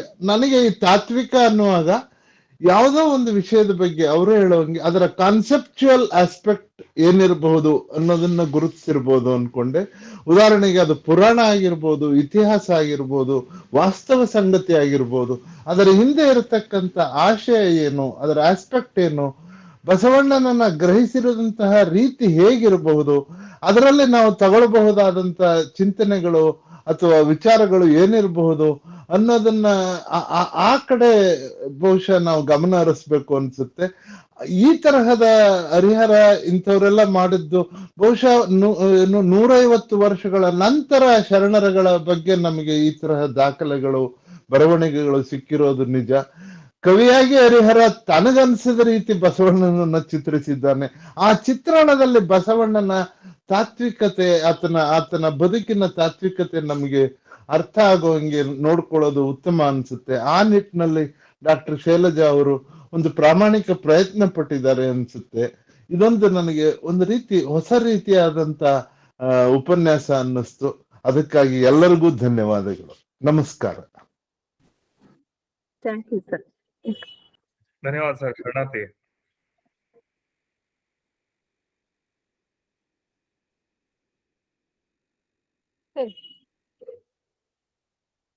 ಹಲೋ ಸರ್, ಮಾತಾಡಿ ವೀರಾಕ್ಷಿ ಅವರು ಮಾತಾಡಿ. ಹಾ, ನಮಸ್ತೆ ಸರ್. ಎಲ್ರಿಗೂ ಶರಣಾರ್ಥಿಗಳು. ಇಂದಿನ ಶೈಲಜಾ ಮೇಡಮ್ ಅವರ ಉಪನ್ಯಾಸ ಅತ್ಯಂತ ಅದ್ಭುತವಾಗಿತ್ತು. ಸಾಕಷ್ಟು ಹರಿಹರ ಒಂದು ಕಾವ್ಯ ಪ್ರಕಾರದ ಒಂದು ಚಿಂತನೆಯನ್ನ ಮತ್ತು ಪುರಾಣ ಕಾಲದ ಮತ್ತು ಇವತ್ತಿನ ವಾಸ್ತವದ ಬಸವ ಯುಗದ ಒಂದು ಸಾಕಷ್ಟು ತಾತ್ವಿಕತೆಯನ್ನ ಒಳ್ಳೆ ರೀತಿಯಲ್ಲಿ ಅವರು ನಮಗೆ ಇಲ್ಲಿ ಪ್ರಸ್ತುತಪಡಿಸಿದ್ರು. ಅವರ ಉಪನ್ಯಾಸ ಬಹಳಷ್ಟು ಸುಂದರವಾಗಿತ್ತು. ಜೊತೆಗೆ ಶಶಿಕಾಂತ್ ಪಟ್ಟಣ್ ಸರ್ ಅವರು ಹಾಗೂ ವೀಣಾ ಮೇಡಮ್ ಅವರು ಕೂಡ ಸಾಕಷ್ಟು ಮಾಹಿತಿಗಳನ್ನ, ನನಗೂ ಕೆಲವೊಂದು ಪ್ರಶ್ನೆಗಳಿದ್ದು ಆ ಪ್ರಶ್ನೆಗಳಿಗೆ ಒಳ್ಳೆ ಸರಿಯಾದಂತಹ ಒಂದು ಸರಿಯಾಗಿ ಅವರು ವಿಶ್ಲೇಷಣೆಯನ್ನ ಮಾಡಿಕೊಟ್ರು. ಅದರಿಂದ ನನಗೂ ಕೂಡ ಸಾಕಷ್ಟು ಉತ್ತರಗಳು ಕೂಡ ಸಿಕ್ಕು. ಅದ್ರ ಜೊತೆಗೆ ಮತ್ತೊಂದು ಇನ್ನಷ್ಟು ಸ್ಪಷ್ಟತೆ ಏನು ಅಂತಂದ್ರೆ, ಬಸವಣ್ಣನವರನ್ನ ಒಂದು ಪೌರಾಣಿಕ ಪುರುಷ ಅಂತಾನೆ ಸೃಷ್ಟಿಸೋದು ಒಂದು ಉದ್ದೇಶವಿತ್ತು, ಅಥವಾ ಹರಿಹರ ತನ್ನ ರಾಜಾಶ್ರಯದಲ್ಲಿದ್ದಂತ ಅಥವಾ ಆ ರಾಜಾಜ್ಞೆಯಲ್ಲಿದ್ದಂತ ಒಂದು ಕೆಲವೊಂದು ಸಮಸ್ಯೆಗಳನ್ನ ಅವುಗಳನ್ನ ಸರಿದೂಗಿಸುವಂತ ಸಂದರ್ಭದಲ್ಲಿ ಬಸವಣ್ಣನವರನ್ನು ಎತ್ತಿ ಹಿಡಿದ್ರು ಅನ್ನೋದನ್ನ ನಾನು ಇನ್ನಷ್ಟು ಸ್ವಲ್ಪ ಅದಕ್ಕೆ ವಿಶ್ಲೇಷಣೆಯನ್ನ ಬಯಸ್ತೇನೆ ಸರ್. ಅವಕಾಶಕ್ಕಾಗಿ ಧನ್ಯವಾದಗಳು. ಧನ್ಯವಾದಗಳು ಶರಣಾರ್ಥಿ. ಮೇಡಮ್ ಅದು ಅವರು ಬಿಕ್ಕಟ್ಟುಗಳನ್ನ ಇದನ್ ಮಾಡೋದಿಕ್ಕೆ ಒಬ್ಬ ಕಥಾನಾಯಕ ಬೇಕಾಗಿತ್ತು ಅವ್ರಿಗೆ. ನಾವು ನೇರವಾಗಿ ಕೆಲವೊಂದು ಹೇಳ್ಕೊಳಕ್ ಆಗದೆ ಇದ್ದಾಗ ಒಬ್ಬ ಮಧ್ಯವರ್ತಿನ ಇಟ್ಕೊಂಡ ಅಥವಾ ಇಂಡೈರೆಕ್ಟ್ ಆಗಿ ಹೇಳ್ತೀವಲ್ಲ, ಆ ರೀತಿಯಲ್ಲಿ ಒಬ್ಬ ಕಥಾನಾಯಕರು ಬೇಕಾಗಿತ್ತು. ಹಂಗಾಗಿ ಅವ್ರ ಏನ್ ಮಾಡ್ತಾರ, ಈ ಶರಣರನ್ನ ಇಟ್ಕೊಂಡು ತಮ್ಮ ಬಿಕ್ಕಟ್ಟುಗಳನ್ನ ಅಲ್ಲಿ ಇದನ್ ಮಾಡೋದಿಕ್ಕೆ ಪ್ರಯತ್ನ ಮಾಡ್ತಾರೆ. Okay madam, okay madam. ನನಗೆ ಇನ್ನೊಂದು ಖುಷಿಯಾದಂತ ಒಂದು ವಿಷಯ ಏನಪ್ಪಾ ಅಂತಂದ್ರೆ, ನಾನು ನೀವು ಇಬ್ರು ಕೂಡ ಒಂದೇ ಯೂನಿವರ್ಸಿಟಿಯಲ್ಲಿ PhD ಮಾಡಿರುವಂತದ್ದು. ನಿಮಗೆ ನೆನಪಿದೆ ಇಲ್ಲೋ, ನಿಮ್ಗೆ ನೆನಪಿರ್ಬೋದು ಅಂತ ಅನ್ಕೋತೀನಿ. ನಮ್ ಸೀನಿಯರ್ ನೀವು. ಯಾರು ಮೇಡಮ್ ಹೆಸರು? ಹಂಪಿ ಯೂನಿವರ್ಸಿಟಿಯಲ್ಲಿ ವೀರಾಕ್ಷಿ ವಿವೇಕಿ. ಗೈಡ್ ಯಾರು ಮೇಡಮ್ ನಿಮ್? ನಮಗ ಅಶೋಕ್ ಕುಮಾರ್ ಅಂಜರೆ ಸರ್. ನೀವು ಅಮರೇಶ್ ಸರ್ ಮಾಡ್ತಾ ಇದ್ರಿ. ಅಮರೇಶ್ ಸರ್ ಇದು ಅವಾಗಿಂದ ಮೇಡಮ್, ಇದು ನನ್ PhD ಇದೆ ಸರ್, ಅದ್ರ ಬಗ್ಗೆ ಮಾತಾಡ್ರಿ ಅಂದ್ರಲ್ಲ, ಹಂಗಾಗಿ ಮತ್ತೀಗ ಮರು ಅಧ್ಯಯನ ಆಯ್ತಿದೆ ನಿಮ್ಗೆ. ಅವಾಗ ಓದಿದ್ದಕ್ಕೂ ಈ ಮತ್ತೆ ಹೊಸ ಅಧ್ಯಯನ ಮಾಡಿದ್ದಕ್ಕೆ ಕೆಲವೊಂದು ಅವತ್ತಿನ ಇದ್ರಲ್ಲಿನ ಇದನ್ ಮಾಡಕ್ ಆಯ್ತಲ್ಲ. ಚೆನ್ನಾಗಿ ಮಾತಾಡಿದ್ರಿ ಮೇಡಮ್, ಒಳ್ಳೆ ವಿಷಯ ಮಂಡನೆ ಇದು. ಮೇಡಮ್ ನಿಮ್ ಫೋನ್ ನಂಬರ್ ನಾನು ಕಳಿಸ್ಬೇಕು ದಯವಿಟ್ಟು. ಹಾ ಮೇಡಮ್, ಹೆಂಗ್ ಇಲ್ಲೇ ಹೇಳ್ರಿ ಮೇಡಮ್. ಇದ್ರಾಗ 99 ಹೇಳಿ 99 01 01 50 50 38 38 45. Okay madam, okay, thank you madam.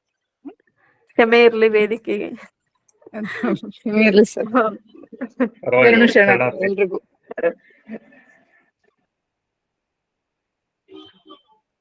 ಮತ್ತೆ ಯಾರಾದ್ರೂ ಮಾತಾಡೋರಿದ್ರಾ?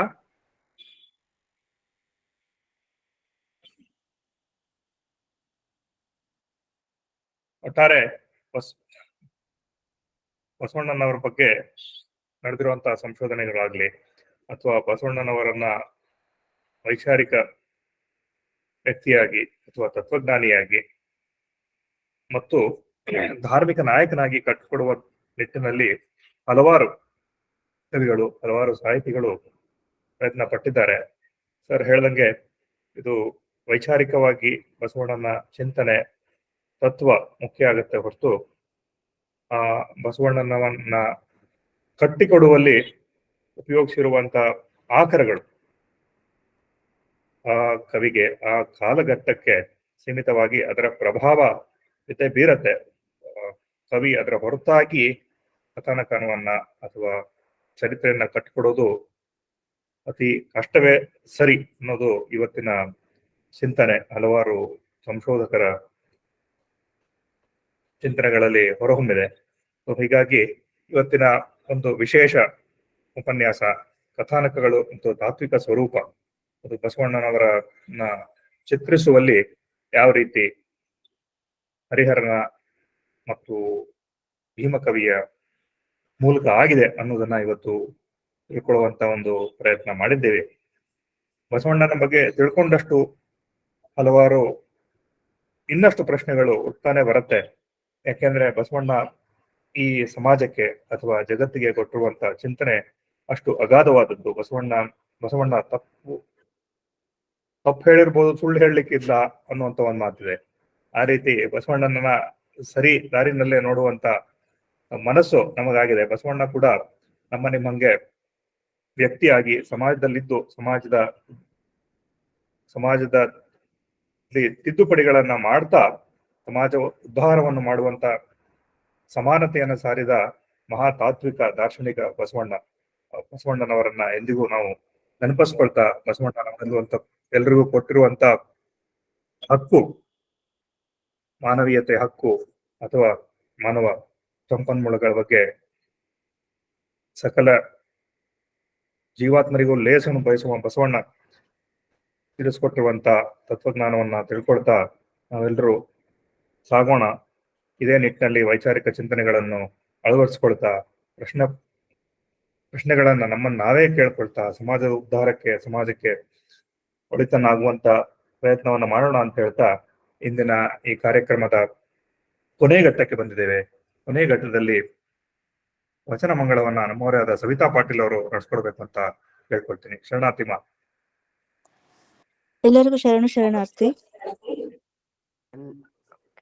ಚಕೋರಂಗೆ ಚಂದ್ರಮನ ಬೆಳಗಿನ ಚಿಂತೆ, ಚಕೋರಂಗೆ ಚಂದ್ರಮನ ಬೆಳಗಿನ ಚಿಂತೆ, ಅಂಬುಜಕ್ಕೆ ಭಾನುವಿನ ಉದಯದ ಚಿಂತೆ, ಅಂಬುಜಕ್ಕೆ ಭಾನುವಿನ ಉದಯದ ಚಿಂತೆ, ಭ್ರಮರಂಗೆ ಪರಿಮಳದ ಬಂಡುಂಬುವ ಚಿಂತೆ, ಭ್ರಮರಂಗೆ ಪರಿಮಳದ ಬಂಡುಂಬುವ ಚಿಂತೆ, ಎನಗೆ ಎಮ್ಮ ಕೂಡಲ ಸಂಗಮ ದೇವನ ನೆನೆವ ಚಿಂತೆ, ಎನಗೆ ಎಮ್ಮ ಕೂಡಲ ಸಂಗಮ ದೇವನ ನೆನೆವ ಚಿಂತೆ, ಚಕೋರಂಗೆ ಚಂದ್ರಮನ ಬೆಳಗಿನ ಚಿಂತೆ. ಶರಣಾರ್ಥಿ. ಶರಣಾರ್ಥಿ ಮಾ. ಎಂದಿನಂತೆ 197ನೇ ಸಂವಾದ ಮತ್ತು ಚಿಂತನಾ ಕಾರ್ಯಕ್ರಮ ಇಲ್ಲಿಗೆ ಕೊನೆಯಾಗ್ತದೆ. ವಚನ ಪ್ರಾರ್ಥನೆಯೊಂದಿಗೆ ಶುರು ಮಾಡಿದ ವಿಜಯ ಮಹಾಂತಮ್ಮ ಅವರಿಗೆ ವಚನ ಮಂಗಳವನ್ನು ಮಾಡಿದ ಸವಿತಾ ಪಾಟೀಲ್ ಅವರು, ಉಪನ್ಯಾಸವನ್ನ ನಡೆಸಿಕೊಟ್ಟ ಡಾಕ್ಟರ್ ಶೈಲಜಾ ಪವಾಡ್ ಶೆಟ್ಟರ್ ಆಗಲಿ, ಹಲವಾರು ಸಂವಾದದಲ್ಲಿ ಪಾಲ್ಗೊಂಡ ಹಲವಾರು ತಮ್ಮ ಚಿಂತನೆಗಳನ್ನ ಈ ಕಾರ್ಯಕ್ರಮದಲ್ಲಿ ಈ ವೇದಿಕೆಯಲ್ಲಿ ಹಂಚಿಕೊಂಡಿದ್ದಾರೆ. ಎಲ್ಲರೂ ಇದೇ ರೀತಿ ತಮ್ಮ ಸಹಕಾರವನ್ನ ಮುಂದುವರಿಸಿ ಅಂತ ಕೇಳ್ತಾ ಈ 197ನೇ ಚಿಂತನ ಮತ್ತು ಸಂವಾದ ಇಲ್ಲಿಗೆ ಮುಕ್ತಾಯವಾಗುತ್ತೆ.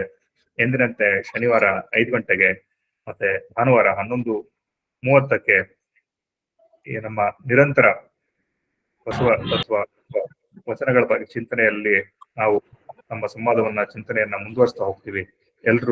ಎಲ್ಲ ಶರಣರು ಕೂಡ ಇದೇ ರೀತಿ ಪಾಲ್ಗೊಂಡು ಅನುಭವದಲ್ಲಿ ಪಾಲ್ಗೊಂಡು ತಮ್ಮ ತಮ್ಮ ಚಿಂತನೆಗಳನ್ನ ಪ್ರಶ್ನೋತ್ತರಗಳನ್ನ ಇಲ್ಲಿ ಹಂಚ್ಕೋಬೇಕು ಅಂತ ಕೇಳ್ಕೊಳ್ತಾ ಗೂಗಲ್ ಮೀಟ್ ಶರಣ ಚಿಂತನೆ ಮಾಲಿಕೆ 197ಕ್ಕೆ ಇಲ್ಲಿಗೆ ಕೊನೆಯಾಗತ್ತೆ. ಎಲ್ಲರಿಗೂ ಮತ್ತೊಮ್ಮೆ ಭಕ್ತಿಪೂರ್ವಕ ಶರಣಾರ್ಥಿಗಳು. ಎಲ್ಲರಿಗೂ ಶರಣು ಶರಣ ಎಲ್ಲರಿಗೂ ಶರಣಾರ್ಥಿ.